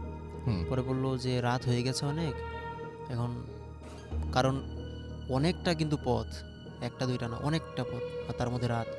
পরে হুজুরও ওই আগের মতোই বা হাত দিয়ে তার ঘাড়ে আলতো করে ধরলো, ধরে বলছে যে ওই যে দেখো লাইটটা, মানে সে যা বলেছিল। পরে বলছে ওই লাইট বরাবর যাবে, বাস সে আগের মতোই পুনরায় লাইট বরাবর যাচ্ছে, গিয়ে দেখছে হুজুর এখন ওযুই করছে। ওইখানেও চমকে গেল, বলল যে হুজুর, সেও লাইট দেখালো আপনিও। পরে বলল যা দেখেছো চুপ থাকো, এইসব বলার দরকার নেই। কিন্তু মানে হুজুরের কথা সেটা মানে, কারণ ওই যে মানুষের মানে কিছু কিছু মানুষ আছে পেটের কথা থাকে না, সে সকালে উঠে সবাইকে মানে বলাবলি করছে যে এই হুজুর লাইট দেখায়, ওই হুজুর লাইট দেখায়, মানে বলছে মানুষ এসে মানে নানান মানে মুখে মুখে ছড়াছড়ি। তো একদিন মানে এক মায়ের এক ছেলে বিয়ে করিয়েছে মানে নদীর ওই পার। এখন ওই পার থেকে বউ মানে যাত্রী সহ নৌকা মানে লঞ্চ আসছে এদিকে, মানে নদীর এই পার আসবে, মাঝপথে এসেই ওটা ডুবে গেছে। তা এটা নিয়ে তো অনেক কান্নাকাটি, মানে হুজুর কিন্তু এখনো জানে না এটা, মানে মানে এলাকার মধ্যে এটা কান্নাকাটি মানে কান্নার ঝড় বইছে, সবাই কান্নাকাটি করছে, মা তো কান্নাকাটি করছি 2-3 দিন পার হয়ে গেছে। এখন মা শুধু সবাইকে বলছে যে আমার মন বলছে আমার ছেলে মরেনি, মানে পানির নিচে ডুবে গেছে কিন্তু তার মন বলছে তার ছেলে মরেনি, বেঁচে আছে। তো মানে তারপর একজন এসে মানে মুরব্বী এসে বলল, মানে আমি জানি যে আমি যে ঘটনাটা বলছি ওই এলাকায় যদি মুরব্বীরা থাকে তারা এই ঘটনা সম্বন্ধে তারা জানবে। তো বলছে যে তুমি এক কাজ করো, সেই হুজুরের কাছে যাও, ওই যে কিশোরগঞ্জে যে হুজুর কথা বললাম ওই হুজুরের কাছে যাও, আমি নাম বলবো না। বললো সে হয়তো কিছু করতে পারে। তো মা কী করলো, গিয়ে হুজুরের কাছে গিয়ে মানে হাতে পায়ে ধরে কান্নাকাটি শুরু করে দিল, বললো হুজুর আমার মন বলছে আমার ছেলে মারা যায়নি, আপনি কিছু একটা করেন। এখন মা কান্নাকাটি করছে, সে কিছুই করতে পারছে না। পরে বললো আচ্ছা ঠিক আছে আমি দেখছি। তো নদীর পাড়ে আসলো, মানে গ্রামের নানান লোকজন এসে হাজির, মানে ভিড় জমে গেছে একদম হই হুল্লোড়। পরে বলছে যে একটা কাগজে কি যেন আরবি লিখলো, লিখে বলছে যে কার সাহস আছে যে এই নদীতে ঝাঁপ দিবে এই কাগজটা নিয়ে, কিছু হবে না, তার কিছু হবে না, সে জীবিত ফিরে আসবে, হয়তো মানে একটু আধমরা হবে বা এমনি একটু অসুস্থ হবে, তাছাড়া তার কোনো ক্ষতি হবে না, সে জীবিত অবস্থায় ফিরে আসবে। কেউ রাজি হচ্ছে না, কেউ না। পরে হঠাৎ একটা মানে ছেলে, মানে মোটা কালো করে, মানে একটু লম্বা করে, সে বলছে আমি যাব। পেছন দিক থেকে ওর মা হাত ধরে বলছে না বাবা যেতে হবে না। পরে বলছে দেখো তুমিও মা, সেও মা, আর হুজুর যেহেতু বললো যে আমি তো ফিরেই আসবো, আমি তো ওইখানে থাকবো না, তাহলে আমার জন্য যদি কারো উপকার হয় তাহলে আমি যাই, সমস্যা কি। পরে গেল, মা তো কান্নাকাটি করছে। পরে বলছে শোনো, কাগজটা তুমি হাতে নাও, যখনই নদীর এখানে একটা মানে পাক সৃষ্টি হবে তুমি এখানে লাফ দিবে, লাফ দিবে, নিচে যাওয়ার পর দেখবে যে বড় একটা সিংহাসনের মধ্যে একজন বসে থাকবে, তুমি তার কাছে গিয়ে সালাম দিবে, সালাম দিয়ে শুধু আমার এই কাগজটা তার হাতে দিবে, আর কিছু করতে হবে না।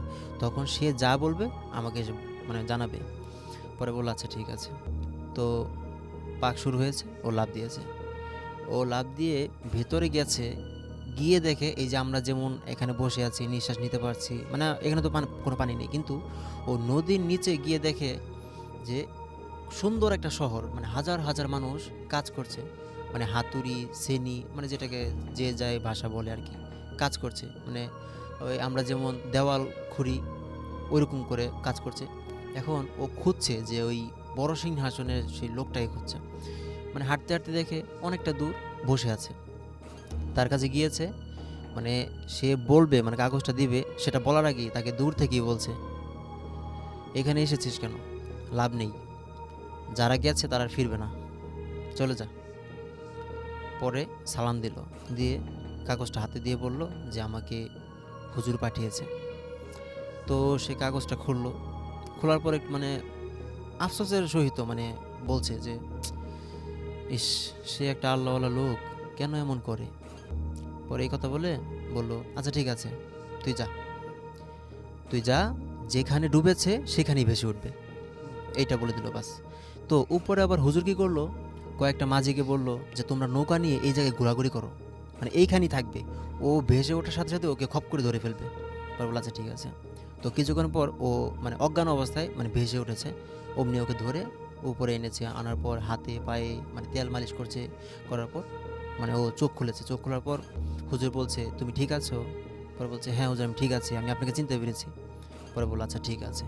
তারপর বললো যে কী হয়েছে, কি বলেছে। পরে বললো মানে যা যা বলেছে নিচে এগুলো সব কিছু বললো যে এই কথা বলেছে। পরে বললো আচ্ছা ঠিক আছে, তাহলে আপনি কোনো টেনশন করবেন না, ইনশাল্লাহ যেহেতু বলেছে তাহলে আপনার ছেলে ফিরে আসবে, আমি বলছি। তার 2 থেকে 3 দিন পর সেই একই জায়গায় নৌকাটা ভেসে উঠেছে, এবং আগে যেভাবে ওই পার থেকে এই পারে আসছিল সেম টু সেম ওইভাবেই আবার আসছে, মানে ওইভাবেই আসছে। মা কিন্তু ওইখানেই বসে আছে, মানে এই 2-3 দিন সে কোনো চেঞ্জ নাই। মানে কোনো চেঞ্জ নেই, ওইখানেই আছে। আর ওই নৌকাটা যা আসছে ওইখান থেকে ওই একইভাবে আসছে। তারপর সবাই খুশি। এই ছিল মানে এইটা, এই হুজুরের আরও আছে, যদি আপনি বলেন তাহলে আমি বলবো। ওকে, থ্যাংক ইউ সো মাচ। আপনার ঘটনার জন্য আপনাকে অনেক ধন্যবাদ এবং আশা করছি আপনাদেরও ঘটনাটি ভালো লেগেছে।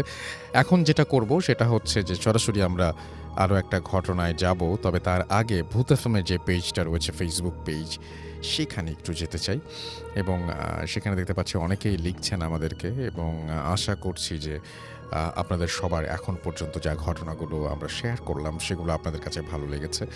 এবং আমি দেখতে পাচ্ছি যে এইখানে যে ঘটনাগুলো আমাদের সাথে এখানে আছে, তার মধ্যে আমি দেখতে পাচ্ছি রাতুল আহমেদ আমাদের সাথে আছেন এবং তিনি বলছেন যে রাসেল ভাই ভালোবাসা অবিরাম, 6 বছর ধরে সাথে আছি।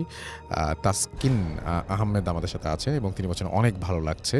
রেজওয়ান আমাদের সাথে আছেন, আমাদের সাথে মেহরাব হাসান সুপ্তা, সেকেন্ড স্টোরিটা খুব ভালো লাগলো, আমাদের সাথে আছেন। দেখতে পাচ্ছি এছাড়াও এমডি আনোয়ার মোর্শেদ, লাস্ট স্টোরিটা ওয়াজ অসম। আমাদের সাথে আছেন দেখতে পাচ্ছি সাদমান লাবিব, থার্ড স্টোরিটা বেশ। আমিন আমাদের সাথে আছেন, এবং আমাদের সাথে আছেন দেখতে পাচ্ছি ইমন খান হৃদয়। এছাড়াও আমাদের সাথে আছেন দেখতে পাচ্ছি আরজে হাসিব, নাহিদ আহমেদ আমাদের সাথে আছেন। আমাদের সাথে আছেন দেখতে পাচ্ছি আরোহী জান্নাত। এছাড়াও আদিত্য রয় আমাদের সাথে আছেন। আদনান ফারাবি আমাদের সাথে আছেন। আমাদের সাথে আছেন দেখতে পাচ্ছি এমডি মারুফ আহমেদ নিভাত। আমাদের সাথে আছেন শাহরিয়ার জিসান। আমাদের সাথে আছেন আরজে হাসিব। সাদমান লাবিব আমাদের সাথে আছেন। হৃদয় আমাদের সাথে আছেন। আমাদের সাথে আছেন নীল আকাশ। হাকিম ইয়াহিয়া মুন্না আমাদের সাথে আছেন ফকিরাপুল থেকে। দ্বিতীয় কাহিনীটি নিয়ে গবেষণা করা উচিত। আরজে হাসিব আমাদের সাথে সেকেন্ড কাহিনীটা কথা বলেছেন। তৌফিক আহমেদ আমাদের সাথে বলেছেন। আমাদের সাথে আছেন দেখতে পাচ্ছি এমডি ফারুক খান। মোহাম্মদ শাকিল আমাদের সাথে আছেন নাটোর থেকে। আমাদের সাথে আছেন সজীব হাসান। এছাড়াও নীল আকাশ আমাদের সাথে আছেন। আমাদের সাথে আছেন SK শাকিল। HF মাহির আমাদের সাথে আছেন। আমাদের সাথে আছেন দেখতে পাচ্ছি আমাদের সাথে জেরিন মনিকা। এছাড়া আমাদের সাথে আছেন দেখতে পাচ্ছি মোহাম্মদ শাকিল। এমডি রাশেদ SK আমাদের সাথে আছেন। মাহবুবুর রহমান আমাদের সাথে আছেন। আমাদের সাথে আছেন দেখতে পাচ্ছি এছাড়াও মোহাম্মদ বিপুল হুসাইন জামিল। এছাড়াও খালিদ হাসান নীরব আমাদের সাথে আছেন, এবং আমাদের সাথে আছেন দেখতে পাচ্ছি রাব্বানি রেশাদ। এছাড়াও মোহাম্মদ শাকিল আমাদের সাথে আছেন। এমডি বেলায়েত হুসাইন শিশির আমাদের সাথে আছেন। আমাদের সাথে আছেন মোহাম্মদ হাবিবুল্লাহ। নাজমুল আহমেদ আমাদের সাথে আছেন। আরও অনেকেই আমাদের সাথে আছেন। আশা করছি যে অনেকেই বলছেন, রাসেল আহমেদ যেমন বলছেন আমি একটা গল্প পাঠাতে চাই। আমি যেটা বলবো সেটা হচ্ছে, আপনি যদি ঘটনা পাঠাতে চান তাহলে আমাদের ইমেল অ্যাড্রেসটা একটু মনে রাখতে হবে। আমাদের ইমেল অ্যাড্রেস হচ্ছে bhutfm@radiofurti.fm, which is bhutfm@radiofurti.fm। আপনার নাম, ঠিকানা এবং ফোন নাম্বার সহ আপনার জীবনে ঘটে যাওয়া বা আপনার জানা সেরা ঘটনা লিখে পাঠিয়ে দিন আমাদের কাছে। ঘটনার শুরুতে অবশ্যই উল্লেখ করুন ঘটনাটি আপনি স্টুডিওতে এসে শেয়ার করতে চান, নাকি আপনি চান আপনার ঘটনা আমরা পড়ে শোনাই। আমরা এখন যেটা করতে পারি সেটা হচ্ছে একটা ছোট্ট বিরতি নিতে পারি, এবং বিরতির পরে আবারও ফিরে আসতে পারি। এবং আপনাদেরকে আরও একবার বলি, আপনারা যারা ইমেইল করতে চান, আমাদের ইমেল অ্যাড্রেস হচ্ছে bhutfm@radiofurti.fm, which is bhutfm@radiofurti.fm। আপনার নাম, ঠিকানা এবং ফোন নাম্বার সহ আপনার জীবনে ঘটে যাওয়া বা আপনার জানা সেরা ঘটনা লিখে পাঠিয়ে দিন আমাদের কাছে। ঘটনার শুরুতে অবশ্যই উল্লেখ করুন যে ঘটনাটি আপনি স্টুডিওতে এসে শেয়ার করতে চান, নাকি আপনি চান আপনার ঘটনা আমরা পড়ে শোনাই। যারা দেশের বাইরে রয়েছেন তারা সরাসরি অডিও ক্লিপ পাঠাতে পারেন বা লিখেও পাঠাতে পারেন ঘটনাটি, ইটস আপ টু ইউ। এবং আমাদের যারা ফেসবুক পেজ বা ইমেলে আমাদের সাথে কানেক্টেড থাকতে চান তারা চলে যান www.facebook.com/radio.furti and www.facebook.com/bhutfm.russell, এই দুটো অ্যাড্রেসে। এবং আশা করছি যে এই দুটো অ্যাড্রেসে আপনি আমাদের যে পোস্টগুলো আছে সেই পোস্টগুলো দেখবেন এবং সেটা নিয়ে আপনারা কমেন্ট করবেন এবং জানাবেন যে কেমন লাগছে আপনার কাছে। এবং আমরা আশা করব যে আপনাদের ভালোই লাগছে। আমাদের যে টুইটার আছে russell_bhutfm, সেখানে যে আপনি খোঁজ নিতে পারেন এবং আপনি লিখতে পারেন আপনার যেটা ভালো লাগছে, খারাপ লাগছে, সব কিছুই আপনি আমাদেরকে লিখে জানাতে পারেন। একটা ছোট্ট বিরতি নিচ্ছি। বিরতি মানে কিন্তু কথা আমার বিরতি, আপনাদের না, কারণ আপনাদের জন্য রেখে যাচ্ছি একটা চমৎকার ঘটনা, একটা অডিও ক্লিপ, এবং আশা করছি যে অডিও ক্লিপটি আপনাদের অনেক ভালো লাগবে। স্টে টিউনড টু রেডিও ফুর্তি FM অ্যান্ড ডু ফুর্তি। তবে তার আগে ভাই আপনার কাছে আমি আরেকটা জিনিস জানতে চাই, আমি ভুলে যাব। সেটা হচ্ছে, আপনাকে যদি আমি একটু জিজ্ঞেস করি যে আপনি এই যে যার কথা বললেন তার সাথে আপনার কোনো ছবি আছে? না, কোনো ছবি নেই। কখনো তোলার চেষ্টা করেছেন? না। যদি কখনো তুলতে পারেন তাহলে অবশ্যই আমাদেরকে পাঠাবেন, আমরা সবাইকে দেখাতে চাই। অবশ্যই। ওকে, থ্যাংক ইউ সো মাচ। আমরা চলে যাচ্ছি আমাদের ঘটনায়। স্টে টিউনড টু রেডিও ফুর্তি FM অ্যান্ড ডু ফুর্তি।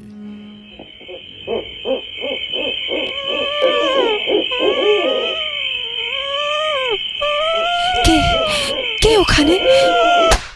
মশা, দ্য রক্ত চোষা। আপনারা এখানে কেন? ভূত এফএম পার্টিসিপেট করতে চাইলে মেল করেন bhutfm@radiofurti.fm। ধন্যবাদ। Face it. Radio money ফুর্তি। Radio ফুর্তি। Bhut FM. The night comes alive. বিশ্বাস করা না করাটা আপনার ব্যাপার।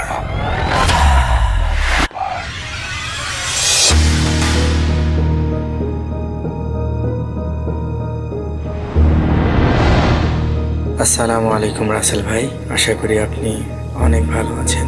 আমি জানি আপনি ভালো থাকার দলে, এজন্য জিজ্ঞেস করলাম না আপনি কেমন আছেন। যাই হোক, আমার নাম হচ্ছে খোকন। আমি এখন বর্তমানে কাতারে আছি, কাতারের দোহাতে। আমার দেশের বাসা হচ্ছে পাবনাতে। তো বেশি কথা না বাড়িয়ে আমরা মূল ঘটনাতে চলে যাই। ঘটনাটা হচ্ছে 2015 সালের জ্যৈষ্ঠ মাস, আমের সময়। আমি এখান থেকে ভ্যাকেশনে আমি বাংলাদেশে গিয়েছিলাম। তো যে ঘটনা সেটা আসলে আমার বলে রাখা ভালো, আমার এক আপু আর ভাইয়া থাকে হচ্ছে চাঁপাইনবাবগঞ্জের রহনপুর পৌরসভাতে।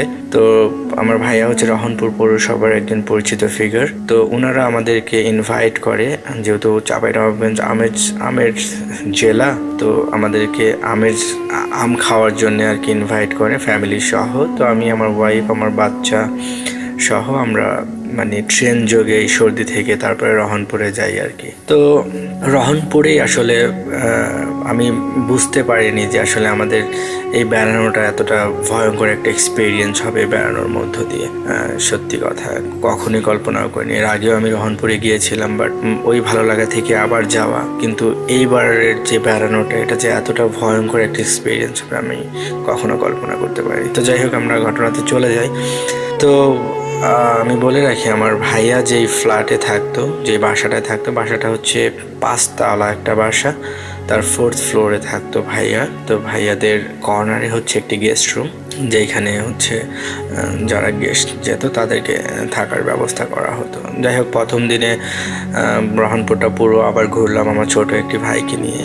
তো যখন আমরা সন্ধ্যার সময় চলে আসবো রহনপুরের ওই এলাকা থেকে, মানে যখন আমরা রুমের দিকে আসব, তো তখন আমি খেয়াল করলাম যে রহনপুরের যে মেন ব্রিজটা, যেটা সুইচ গেট বলা হয়, ওখান থেকে আপনি তাকালে কয়েকটি বড় বড় পুরনো গাছ সহ একটি কবরস্থান দেখতে পারবেন। জায়গাটা আপনি দেখলেই আপনার গা চমকে ওঠার মতো একটা জায়গা।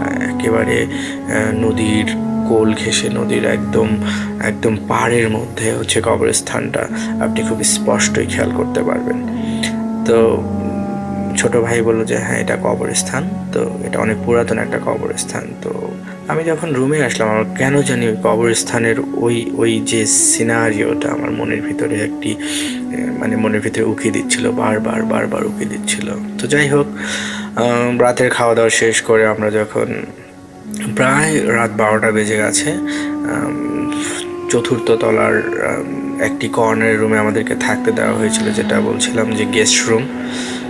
তো গেস্ট রুমে থাকতে দেওয়ার অবস্থায় সবাই ঘুমিয়ে গেছে, অন্যান্য রুমের সবাই, আপুরা ভাইয়ার সবাই ঘুমন্ত অবস্থায়। তা আমরা গিয়ে আমাদের শোয়ার প্রস্তুতি নিচ্ছিলাম। বলে রাখি, রুমটা এরকম যে মানে দুপাশে হচ্ছে জানালাটা হচ্ছে থাই গ্লাস দিয়ে আটকানো, প্লাস পর্দা দেওয়া দুই পাশে যে জানালাটায়, কিন্তু তখন পর্দাটা দেওয়া ছিল না। তো যখন ঘরে ঢোকার পরেই কেমন জানি শরীরটা একটু ভারী মনে হচ্ছিল, কেমন জানি গা ছমছমে একটা পরিবেশ। আমি আমার ওয়াইফকে বললাম যে আমার জানি কেমন একটু অস্বস্তি লাগছে, কেন এমন লাগছে আমি জানি না, তুমি একটু প্লিজ দয়া করে মাথার কাছে যে জানালাটা আছে সেই জানালাটার পর্দাটা তুমি একটু দিয়ে দাও। তো উনি যথারীতি পর্দাটা দিয়ে দিল। পর্দাটা দিয়ে দেওয়ার পরে এখন বাকি রয়েছে শুধু আমাদের ডান পাশটা, যেটা আমি বিছানার একদম ডান পাশে, মাঝখানে আমার বাচ্চা, বাম পাশে আমার ওয়াইফ। তো ডান পাশে জানালাটা খোলাই ছিল আর কি। তো খোলা থাকার পরে এখন আমার ওয়াইফ বলছে যে আমারও কেমন জানি গাটা একটু ছমছম করছে, তুমি জানালাটা একটু প্লিজ দিয়ে দাও। আপনি বিশ্বাস করবেন না যে আমি যখন জানালা দিতে উঠবো, আমি উঠে বসে আমার চোখটা ঠিক 12টার সময় রাত, চোখটা ঠিক জানালা সহ একদম দূরে এক জায়গায় চলে গেল। এখন আমি দূরে ভালো মতো খেয়াল করে দেখি যে সেই জায়গাটা অন্য কোনো জায়গা না, সেই জায়গাটা হচ্ছে আমার বিকেলবেলা দেখা সেই কবরস্থান। একদম স্পষ্ট বড় বড় দুটো আম গাছের ওই পাশটায় কবরস্থান, কবরের যে বাঁশের যে এইগুলো সবগুলো স্পষ্ট দেখাই যাচ্ছে কবরস্থানটা। আমি একটু ভয় পেয়ে গেলাম রাসেল ভাই, আমি যথেষ্ট ভয় পেয়ে গেলাম ওই দৃশ্যটা দেখে। তো আমি তাড়াতাড়ি করে আমি পর্দাটা লাগিয়ে দিই, জানালার লকটা আটকে দিয়ে থাই ক্লাসে পর্দাটা লাগিয়ে দিই। তো যাই হোক, আমি এখন যেটা বলতে সেটা আস্তে করে আমি ঘুমানোর চেষ্টা করছি। ঘুম আসছে না, শুধু ভাসছে চোখে কবরস্থানটা। তো এক সময় রাত যখন 2টো কি 2:30 হবে, আমার এরকম ফিল হলো যেন দমকা একটা বাতাস এসে আমাদের গায়ে লাগলো। বলে রাখা ভালো, সব কিছু আটকানো, তারপরে মনে হলো যে দমকা একটা বাতাস এসে আমার গায়ে লাগলো। আমি হঠাৎ করে চোখ খুলে দেখলাম, আমি অনুভব করছি রাসেল ভাই, রাত তখন 2:30। আমি তখন 4র্থ তলায়। আমি অনুভব করছি যে আমার জানালার পাশে কিছু একটা অস্তিত্ব আমি ফিল করছি, যে কিছু একটা ট্রাই করছে জানালাটা খোলার। আমি কোনো কথা বলতে পারছি না, শুধু অনুভব করছি যে কিছু একটা জানালা খোলার ট্রাই করছে। তো এক সময় আমার পায়ের কাছের যে জানালার যে অংশটা, সেটা এক সময় খুলে ফেললো। আমি ভয়ে স্তব্ধ হয়ে গেছি। খোলার পরে আমি দেখি যে আস্তে করে আমার পায়ের কাছের যে জানালার যে পর্দাটা, ওই পর্দাটা হঠাৎ করে সরে গেল। আমি এত পরিমাণে ভয় পেয়েছি রাসেল ভাই, আমি নড়তে পারছি না। এখন দেখি আমার গা ছমছম করছে। এখন দেখি কালো একটি হাত রাসেল ভাই, একদম কালো কুচকুচে, মনে হচ্ছে সদ্য পোড়ানো একটি হাত, মেয়ে মানুষের হাত। এই জন্যে বলছি কারণ হাতে একটি গোল্ডেন কালারের বালা ছিল, লাল আর গোল্ডেন কালার মিক্স একটি বালা, কিন্তু হাতটা ছিল পোড়ানো। রগগুলো মনে হচ্ছে পোড়ালে যেরকম সদ্য চিতা থেকে তুলে আনা যে লাশের যে হাতগুলো হয়, পুরানো একদম কালো কুচকুচে হাত। 3টা আঙুল দিয়ে আমার পায়ের টাকনোর উপরের ওখানে হাত দিয়ে শক্ত করে ধরে আমাকে টান দিচ্ছে। আমি কোনো কিছু চিন্তা না করে, যখন টান দিল আমি কোনো কিছু চিন্তা না করে বসে পড়ে আমি যখন জানলা দিয়ে তাকিয়ে দেখি, জানলাটা তখন অর্ধেকের বেশি পর্দাটুকু টান দিয়ে আমি ভালো করে খেয়াল করে দেখি জানালার অপর পাশে, আমি 4র্থ ফ্লোরে এতটা উপরে, অপর পাশে একটি কালো অবয়ব দেখা যাচ্ছে। মনে হচ্ছে শাড়ি টাইপের কিছু একটা পরা কালো অবয়ব, শুধু চোখ দুটো বোঝা যাচ্ছে এবং কি ভয়ঙ্করভাবে হাসছে। আমি একটা চিৎকার দিলাম, চিৎকার দেওয়ার পরে হাতটা আমার পাটা ছেড়ে দিল এবং তখন মনে হচ্ছে একটা না, অবয়ব 2টা, এবং তারা কথা বলছে এত উপরে যে বেঁচে গেলে আজকে বলে একটা শব্দ মনে হচ্ছে আমাদের পাশ দিয়ে, জানালার পাশ দিয়ে ওই পাশ হয়ে আস্তে আস্তে শব্দটা মিলিয়ে গেল আর বলে যাচ্ছে যে বেঁচে গেলে আজকে। আমি কোনো কিছু না করে একটা চিৎকার দিয়ে বিছানা থেকে ফ্লোরে পড়ে গেলাম। আমার আপুরা, ভাইয়ার সবাই ছুটে আসলো। আসার পরে আমার ওয়াইফ তো ইতিমধ্যেই চিৎকার চেঁচামেচি শুরু করে দিল। সেও বেশ ভয় পেয়েছে আমার চিৎকার চেঁচামেচি দেখে, বাচ্চাও কান্নাকাটি করছে। যাই হোক, ভাইয়ারা উঠে এসে আমাকে পানি পড়া, তারপরে দোয়া দরুদ যা আছে সবাই পড়ে আমাকে ফু দিতে লাগলো। ইতিমধ্যে ভাইয়া এলাকার একটা বড় হুজুরকে ওই রাতেই ফোন দিল। তো হুজুর বলল যে আমি এখন আসতে পারবো না, আমি নামাজ পড়ে তারপরে আপনাদের এখানে আসবো, ততক্ষণে আপনারা আমার জন্য ওয়েট করেন। যথারীতি হুজুর ভোরবেলাতে চলে আসলো। ভোরবেলাতে এসে ওনাকে জিজ্ঞেস করলো যে এনারা কারা। তো বললো এনারা পাবনা থেকে বেড়াতে এসছেন আমাদের।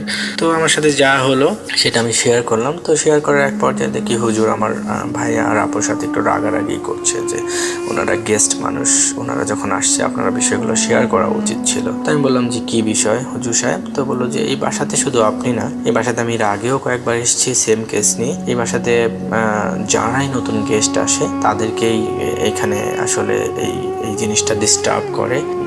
তো বিষয়টা হচ্ছে যে বাসাটা এখানে তৈরি করা হয়েছে, যে বাসাতে আপনারা আছেন, সেটা অনেক পুরনো দিনের একটা আম বাগান। কারণ আমি দেখেছি রাসেল ভাই যে 3-4টা আম বাগানের মাঝখানে আসলে বাসাটা। তো এবং এইখানে একটি পুরানা মানে একদম পুরাতন একটি কালী মন্দির ছিল আর কি। তো যাই হোক, ওই কালী মন্দিরটা এক সময়ের ব্যবধানে সেটা বিলীন হয়ে যায়, কিন্তু বাসাটা গড়ে ওঠে। বাট এখনও যারা গেস্টরা আসে, যারা পার্মানেন্ট ওখানকার বাসিন্দা, তাদেরকে কোনো কিছু বলে না, কিন্তু যারাই গেস্ট আসে তাদেরকে ভয় দেখানো হয়। তো আমি বললাম যে ঠিক আছে, আমি আর থাকবো না, কারণ ততক্ষণে আমার গায়ে জ্বর চলে এসছে, আমার প্রচণ্ড জ্বর এসছে। তো ভাইয়া রিকোয়েস্ট করার পরে আমি বললাম যে না, আমি আর এখানে এক মুহূর্ত থাকবো না। আমি রহনপুর থেকে আমি মানে সকাল 7টা 7:30টার ট্রেনে সব গুছিয়ে আমি পাবনাতে চলে আসি। তো পাবনাতে আসার পরেই আমার সাথে প্রায় 10-15 দিন এরকম হচ্ছিল। আমার সাথে মনে হচ্ছিল, আমি যখন শুয়ে আছি রুমের ভিতরে, মনে হচ্ছিল যে আমার ড্রয়িং রুমের ওই পাশ দিয়ে কেউ একজন হেঁটে যাচ্ছে, কিংবা মানে আমার জানালার পাশ দিয়ে কিছু একটা হেঁটে যাচ্ছে এবং শব্দ হচ্ছে, এরকম একটা হ্যালুসিনেশন টাইপের কিছু একটা ফিল করছিলাম। তো ওই হুজুর আমাকে যে তাবিজ দিয়েছিল সেটাতেও কাজ হয়নি। তো তখন আমার আব্বু আমাকে সাজেস্ট করলো যে আমাদের পাশের গ্রামে একটি ভালো হুজুর আছে, হুজুরের ছেলে, আসলে হুজুর অনেক আগে মারা গেছে। তো ওনার কাছে গিয়ে সব কিছু শেয়ার করার পরে উনি আমার গাটা বন্ধ করার একটা তাবিজ দিল, আমার ওয়াইফের এবং আমার বাচ্চার 3জনেরই গা বন্ধ করার তাবিজ দিয়ে দিল। তো তারপর থেকে এখন পর্যন্ত আমার তাবিজটা আমি সঙ্গে করে রাখি, কারণ উনি বলে দিয়েছিল যে তাবিজটা হারানো যাবে না, যদি হারান তাহলে আপনার সাথে আবার এমন কিছু হতে পারে। তো যাই হোক, অনেক ভাগ্য ভালো যে আপনার কোনো ক্ষতি হয়নি। তো রাসেল ভাই বলে রাখা ভালো যে সেই রাতের যে আমার পা ধরে টান দিয়েছিল এবং আমার পায়ে সেই রাত্রে 3টা আঙুলের স্পষ্ট দাগ বসে গিয়েছিল রাসেল ভাই, আপনি বিশ্বাস করবেন না। আমার এখনও গা ছমছম করছে এই বিষয়টা শেয়ার করতে গিয়ে আর কি। তো আমার কিছু প্রশ্নের আসলে অ্যান্সার আমি এখনও পাই না, যেহেতু আমি কিছু ভূত প্রেত প্যারানরমাল এগুলো অনেক বিশ্বাস করতাম না।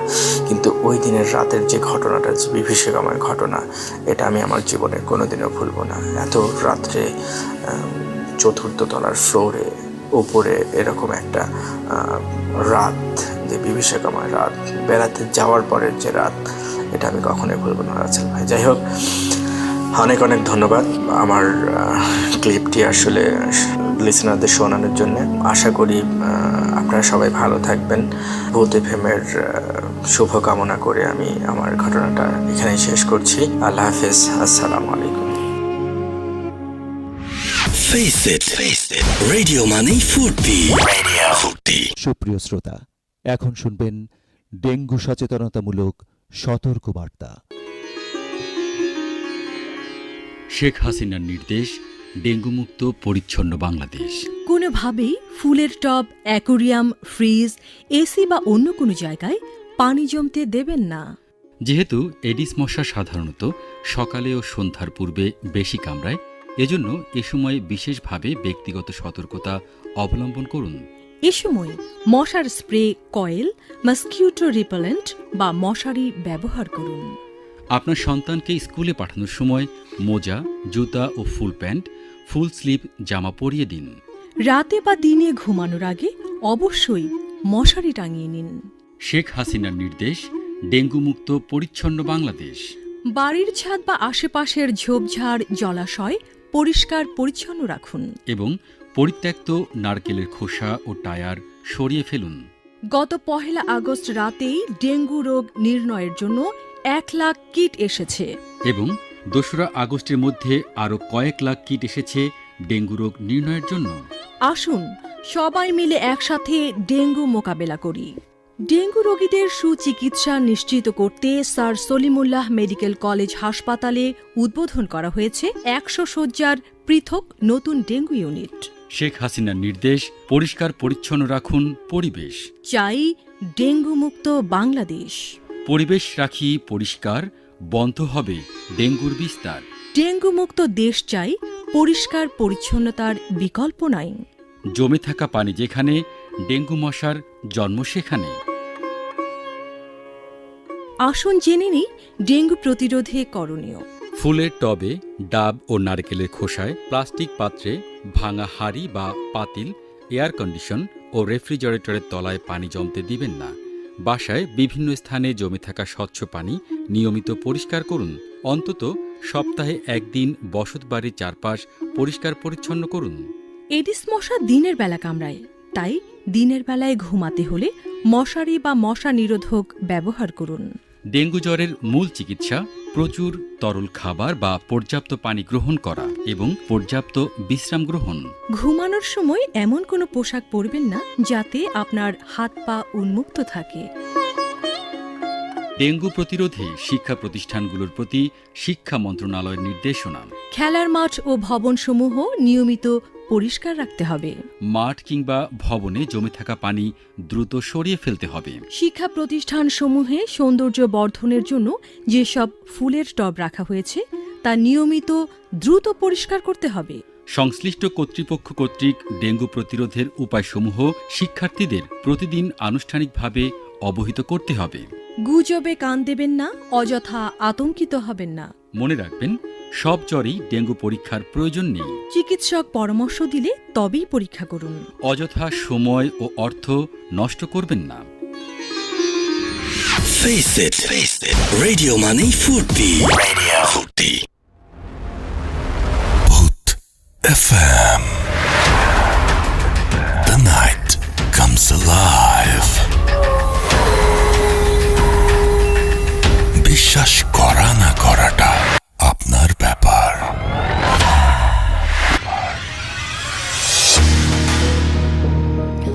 Welcome back. ঘড়িতে সময় রাতে 1:20 শুনছেন রেডিও ফুর্তি রেড এফএম। আমি রাসেল আছি সাথে, এবং এখন আমি আশা করব যে আপনারা যে অডিও ক্লিপটি শুনলেন সেটা আপনাদের কাছে ভালো লেগেছে, এবং এরপরেও আমি আপনাদেরকে বলবো যে যারা এরকম অডিও ক্লিপ পাঠাতে চান তারা আমাদেরকে পাঠাতে পারেন। আমাদের ইমেল অ্যাড্রেস হচ্ছে bhutfm@radiofurti.fm, which is BHOOTFM@RADIOFORT.FM।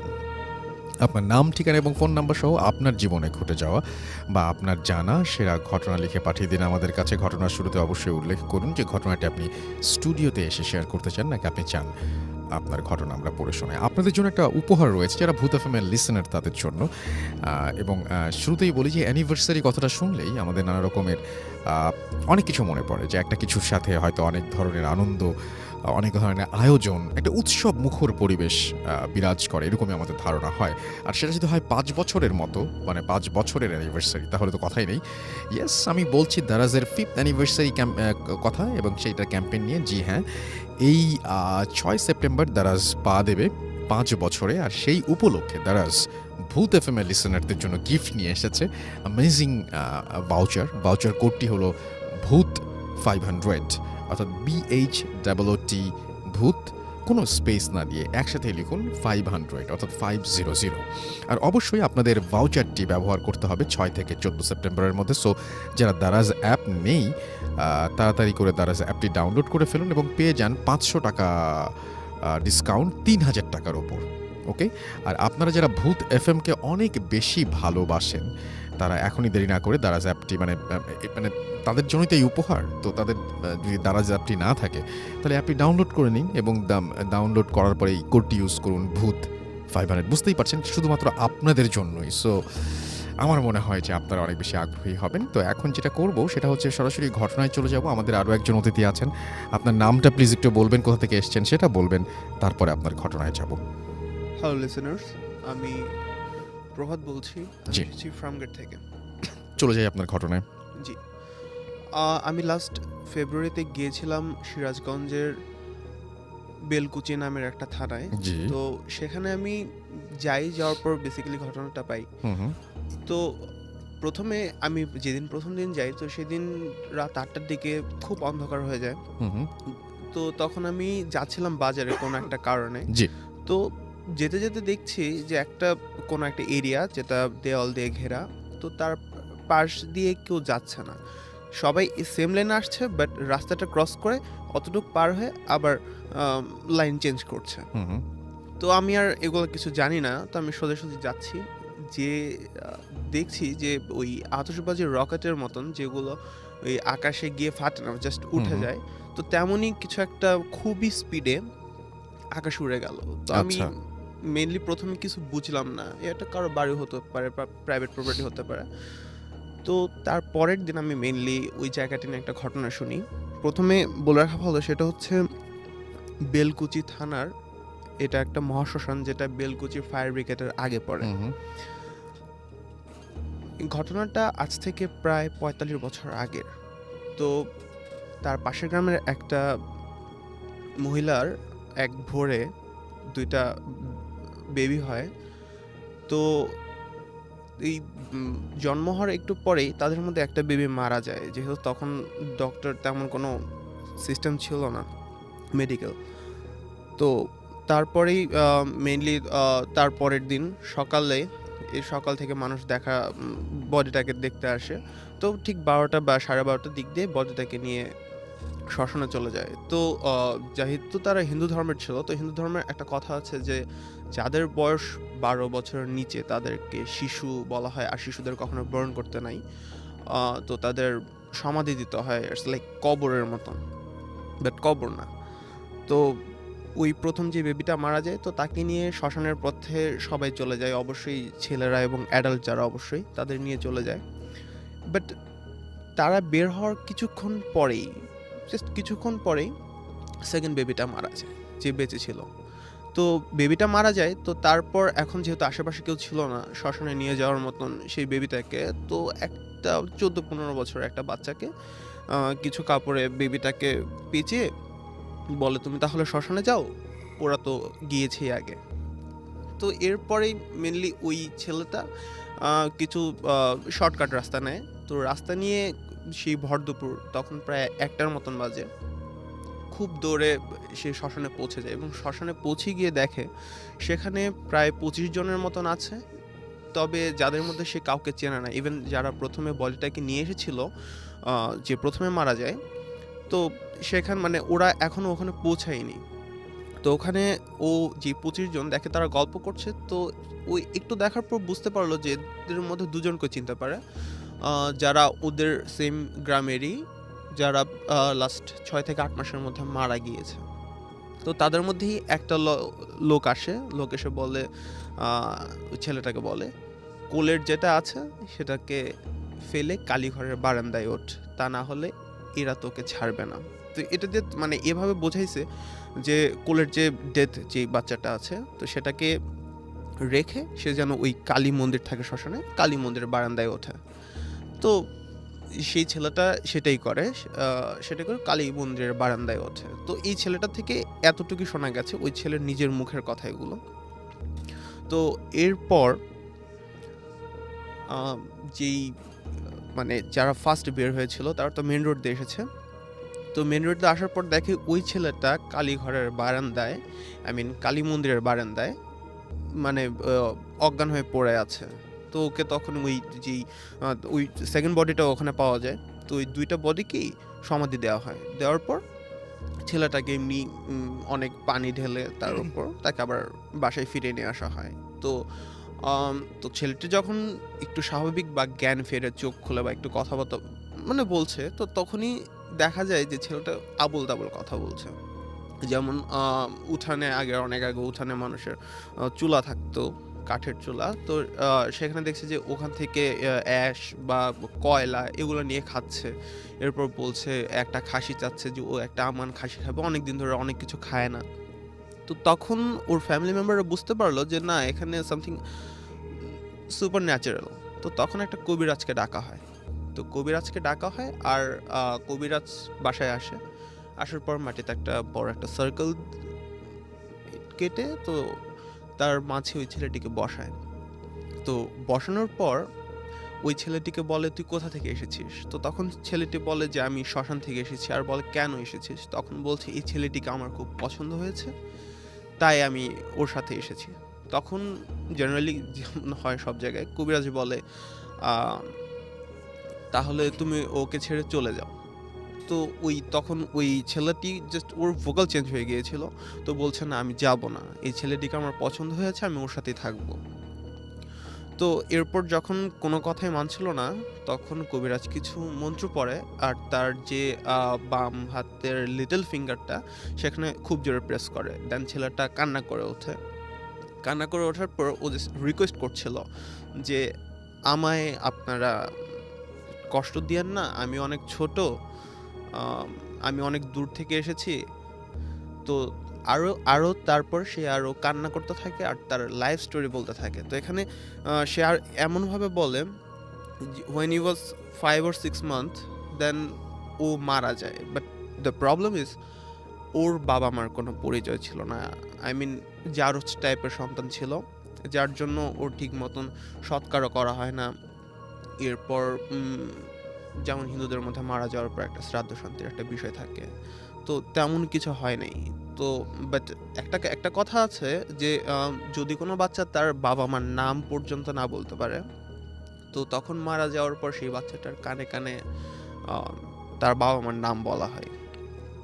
তো সে ওইভাবেই বলে যে আমি ওই গ্রাম থেকে এসেছি, আর এমন এমন মানে এমন এমন আমার সাথে হয়েছে, তো প্লিজ আপনারা আমারে টর্চার করেন না, আমি এই ছেলেটার সাথে থাকবো, ওর কোনো ক্ষতি করবো না, এভাবে অনেক কথা বলে। তো তারপর কবিরাজটা আর কথা না গেই তো আরও কিছু রিচুয়াল করে বলে এখন তোমাকে চলে যেতে হবে, আর কিছু টর্চার করে।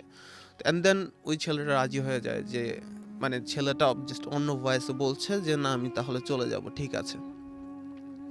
তো এরপর কি হয় যে ওই কবিরাজটা বলে যে তুই যে যাবি এর প্রুফ কি, দেন বলছে মানে তারপর ওই প্রুফ হিসেবে কবিরাজ বলে যে একটা মানে তামার একটা কলসি, মেটাল একটা কলসি, যার মধ্যে পানি ভর্তি থাকবে, আর যেটাকে ওর দাঁত দিয়ে তুলতে হবে, তুলে 5 থেকে 6টা স্টেপ নিতে হবে, অ্যান্ড দেন ও চলে যেতে পারবে। তো ঠিক তেমনই করে একটা মানে পানি ভর্তি একটা মেটালের একটা কলসি, সেটা আবার দাঁত দিয়ে ধরে এটা আবার আগে নিয়ে তারপর আবার সে পড়ে যায়। তো তারপর থেকেই ছেলেটা নর্মাল হয়ে যায়। আর মোস্ট ইন্টারেস্টিং কথাটা হচ্ছে সেই ছেলেটা এখন অনেক বড় হয়ে গেছে, ম্যান, তো বিয়েও করছে, তার বাচ্চাও আছে। ওকে, এটাই আমার স্টোরি ছিল। থ্যাংক ইউ সো মাচ আপনার ঘটনার জন্য, আপনাকে অনেক ধন্যবাদ। আমি দেখতে পাচ্ছি যে আমাদের এখানে অনেকে লিখছেন, সেগুলো আমরা একটু পড়ে আসতে চাই। আর আমাদের অনেকক্ষণ ধরে আমরা আমাদের টুইটার পেজটাও দেখিনি, বেলকুচি থানার স্টোরিটা শুনে একটু গা শিরশির করছে। SR রাজ আমাদের সঙ্গে আছেন, আচ্ছা, এবং তিনি লিখেছেন এটা।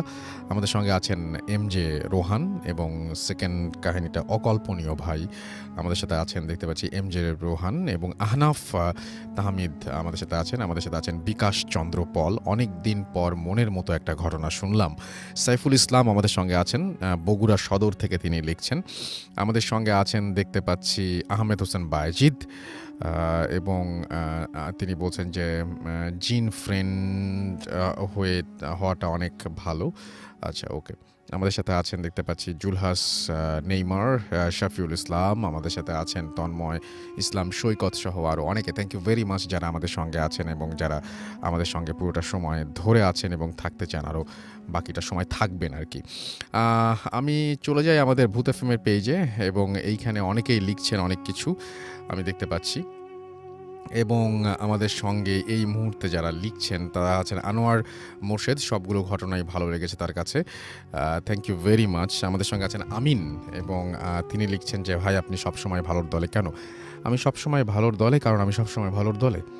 এক্সেপশনাল আসিফ রেজওয়ান আমাদের সাথে আছেন, লাস্ট স্টোরিটা ভালো হয়েছে। আমাদের সঙ্গে আছেন RD হৃদয়, এছাড়া আমাদের সঙ্গে আছেন নাসির টিম ফ্যান, আচ্ছা নাসির আমাদের সাথে আছেন। আমাদের সাথে আছেন MD নাজমুল চট্টগ্রাম থেকে, ইমন খান হৃদয় আমাদের সাথে আছেন, অসাধারণ লাগলো। রায়হান আহমেদ সজীব আমাদের সঙ্গে আছেন, সেলিম প্রচণ্ড ভয় পাচ্ছি, শাওন সরকার ঘটনাটি ভালো ছিল, কল্লোল আমাদের সাথে আছেন। আমাদের সাথে আছেন মোহাম্মদ আজিম মৃধা লিসনিং ফ্রম জামালপুর। আমাদের সঙ্গে আছেন দেখতে পাচ্ছি অ্যানি ম্যারি, এবং তিনি লিখেছেন I am from Dhaka. Alam Khorshed আমাদের সাথে আছেন, লাস্ট স্টোরিটা অনেক ভয়ঙ্কর ছিল তার কাছে মনে হয়েছে।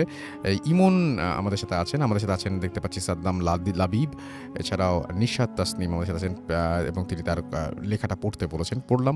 সেলিম আমাদের সাথে আছেন, এবং আমাদের সাথে আছেন দেখতে পাচ্ছি তিনি বলছেন যে এমন ভয় আরেকবার পেয়েছিলাম 2011 সালে।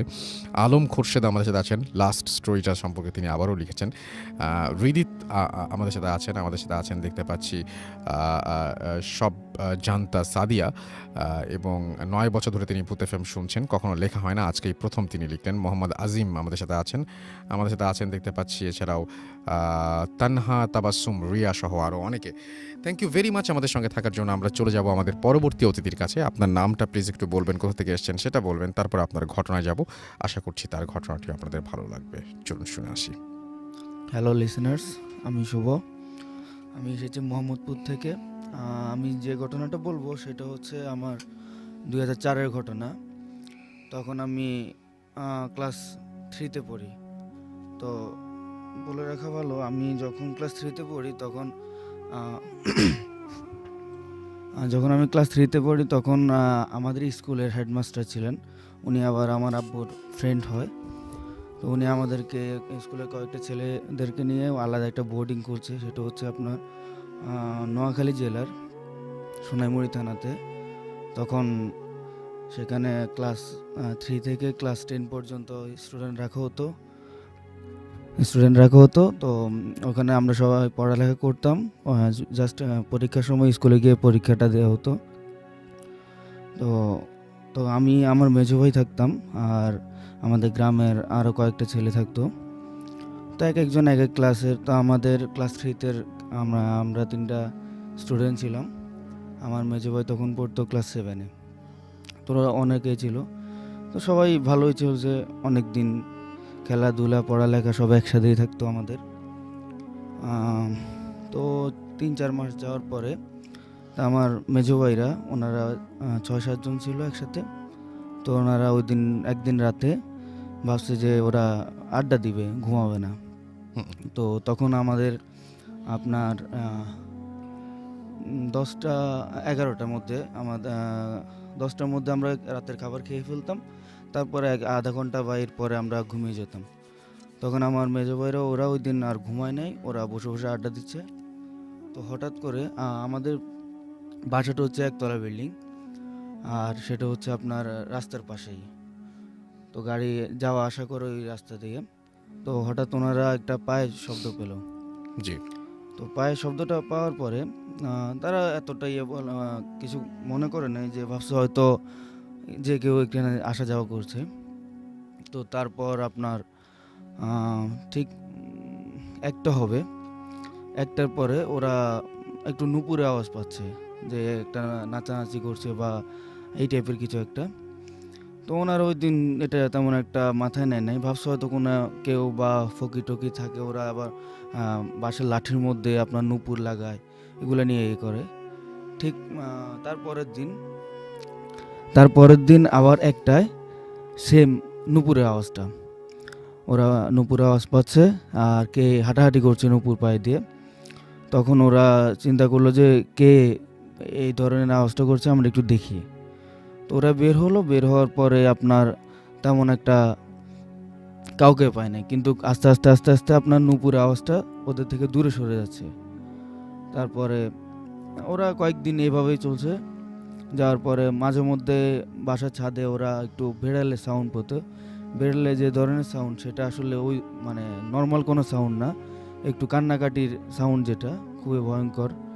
তো ওরা এই ধরনের সাউন্ড শুনতো। তারপর আপনার বাসার ছাদের মধ্যে দৌড়াদৌড়ি, বিভিন্ন সাউন্ড আসতো। তারপর ওরা একদিন সবাই ডিসাইড করলো যে ওরা একসাথে কি হচ্ছে না হচ্ছে এগুলো দেখবে।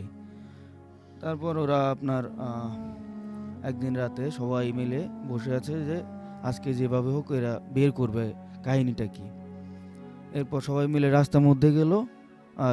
যখন রাত 1টা কি 1:30 তখন আবার সেই নুপুরের আওয়াজটা, তখন সবাই বের হয়ে গেছে একদম রাস্তার মধ্যেই, যে আজকে দেখবে কি হচ্ছে এখানে। ওরা গেল। রাস্তা যাওয়ার পরে তারা একজন নোটিস করলো যে বাসার ছাদে সেই বিড়ালটা বা কুকুরের আওয়াজ আসতেছে, কিন্তু সাউন্ডগুলা নর্মাল না, একটু অন্য টাইপের সাউন্ড। সবাই আবার দৌড়ে বাসার ছাদে গেল। বাসার ছাদে যাওয়ার পরে দেখে যে বিভিন্ন জায়গায় আপনার মাছের কাঁটা, তারপরে হাঁস মুরগি, আমরা যে খাবার দাবার করতাম ওইগুলা, মাছের কাঁটাগুলা বা মুরগির হাড্ডিগুলো আমরা ফেলে দিতাম, ওইগুলা ছাদের উপরে এক একটা জায়গায় মানে ছড়াই ছিড়াই রাখছে ওইগুলা।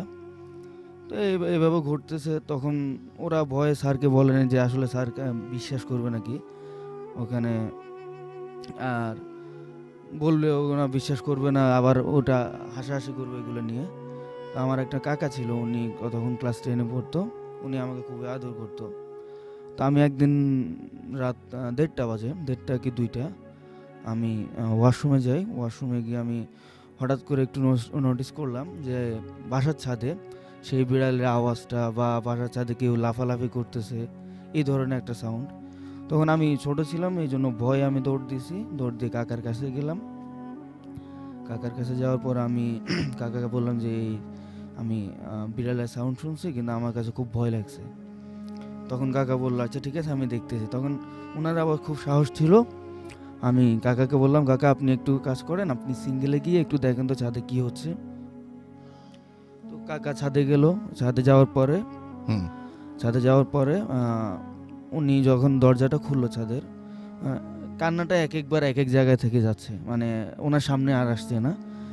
উনি বারবার এই যে দিক থেকে কান্নার আওয়াজটা আসছে ওই দিকে যাচ্ছে, কিন্তু কাউকে পাচ্ছে না। তখন উনি একটু খেয়াল করলো যে ওনার মানে গাটা একটু কেমন ভার হয়ে গেছে, মানে পরিবেশটা একটু অন্য ধরনের হয়ে গেছে ওনার কাছে। তো মানে অনেক কথা বলবে বা উনি হাত পা নাড়াচাড়া করবে এই ধরনের কোনো অবস্থা উনি ছিল না। এরপর কিছুক্ষণ পরে উনি নেমে গেছে। নেমে যাওয়ার পরে এর পরের দিনে ওনার খুব জ্বর হয়ে গেছে। তো এখন সবাই মিলে করছে যে আমরা কি করব। তখন সব কাহিনী স্যারকে বললো, কিন্তু আমার যে আঙ্কেল যিনি মেইন ওনাকে এখনও বলা হয়নি। আমাদের পড়ানোর জন্য 3-4 জন স্যার ছিল, তো ওনাদেরকে বলা হয়েছে যে আসলে ঘটনাটা কী। ওনারা ফার্স্টে শুনে হাসাহাসি করতেছে যে এটা কোনো কাহিনী নাকি, এসব হয় না, ভূত বলতে কিছু না। আমরা আসলে ওইভাবে বলি না যে এটা ভূতের কিছু। তো স্যারা বলে আচ্ছা ঠিক আছে, আমরা দেখি কি করা যায়। তখন আমার মেজো ভাইরা কাকারা ওরা মিলে, আর একজন কাকা আছে, ওনার আবার 2 ভাই একসাথে থাকতো। একজন তো জ্বরে অবস্থা খারাপ, ওনার বড় ভাই আরেকটা ছিল, উনিও একসাথে পড়তো ক্লাস 10-এ। তো ওনারা সবাই মিলে আপনার বাসার দরজার সামনে কেচি গেট ছিল, কেচি গেটের সামনে আপনার পাটি বিছিয়ে ওরা ঘুমায় পড়ছে। তখন আমার মেজো ভাইয়ের আর আরেকটা ফ্রেন্ডের ওনার একসাথে প্রায় আপনার পায়ের বৃদ্ধাঙ্গুল টান দিছে। ওনারা তখন ভয় পেয়ে লাফ দিয়ে উঠছে যে এটা কি হলো। তখন একজন জিজ্ঞেস করছে যে কেউ শয়তানি করছে নাকি। তখন ওরা বললো যে না, এটা শয়তানি না। তো এই নুপুরের আওয়াজটা সে কন্টিনিউয়াসলি চলতেছে প্রতিদিন রাতে 1টা কি 1:30টার পর থেকে এই নুপুরের আওয়াজটা। তারপর আমিও প্রায় টাইমে শুনতাম, কিন্তু তখন ভয় আসলে রুম থেকে বের হতাম না। তা আমার মেজো ভাই ওরা ওই দিন যখন ওদের বৃদ্ধাঙ্গুলে টান দিছে, ওরা ভয় পেয়ে আর করে নাই। তখন আঙ্কেলকে জানানো হয়েছে যে আঙ্কেল এই সমস্যা। তখন স্যাররা বলে যে স্যার এই সমস্যাটা হচ্ছে এটা, এই ধরনের একটা সাউন্ড আমরা পাচ্ছি, বা বাসার ছাদে আপনার বিভিন্ন জায়গায় মাছের কাঁটা বা মুরগির হাড্ডি এগুলো পাওয়া যাচ্ছে, কিন্তু বিভিন্ন সাউন্ড আসতেছে।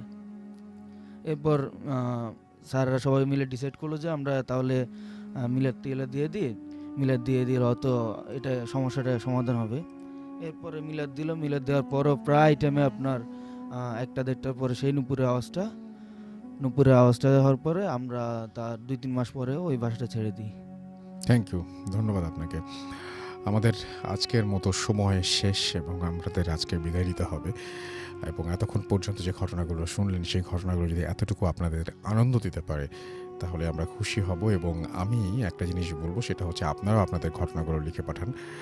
আমাদের অ্যাড্রেসটা হচ্ছে bhutfm@radio40.fm, which is BHWTFM@radioforti.fm। আপনার নাম, ঠিকানা এবং ফোন নাম্বার সহ আপনার জীবনে ঘটে যাওয়া বা আপনার জানা সেরা ঘটনা লিখে পাঠিয়ে দিন আমাদের কাছে। ঘটনার শুরুতে অবশ্যই উল্লেখ করুন যে ঘটনাটি আপনি স্টুডিওতে এসে শেয়ার করতে চান, নাকি আপনি চান আপনার ঘটনা আমরা পড়ে শোনাই। যারা দেশের বাইরে রয়েছেন তারা সরাসরি অডিও ক্লিপ পাঠাতে পারেন বা লিখেও পাঠাতে পারেন ঘটনাটি। আজকের মতো এখানেই শেষ করছি। কথা হবে আবারও আগামী সপ্তাহে। সেই পর্যন্ত সবাই ভালো থাকবেন, সুস্থ থাকবেন, সুন্দর থাকবেন, মোস্ট ইম্পর্টেন্টলি ফুর্তিতে থাকবেন। টাটা। Radio 40 88 FM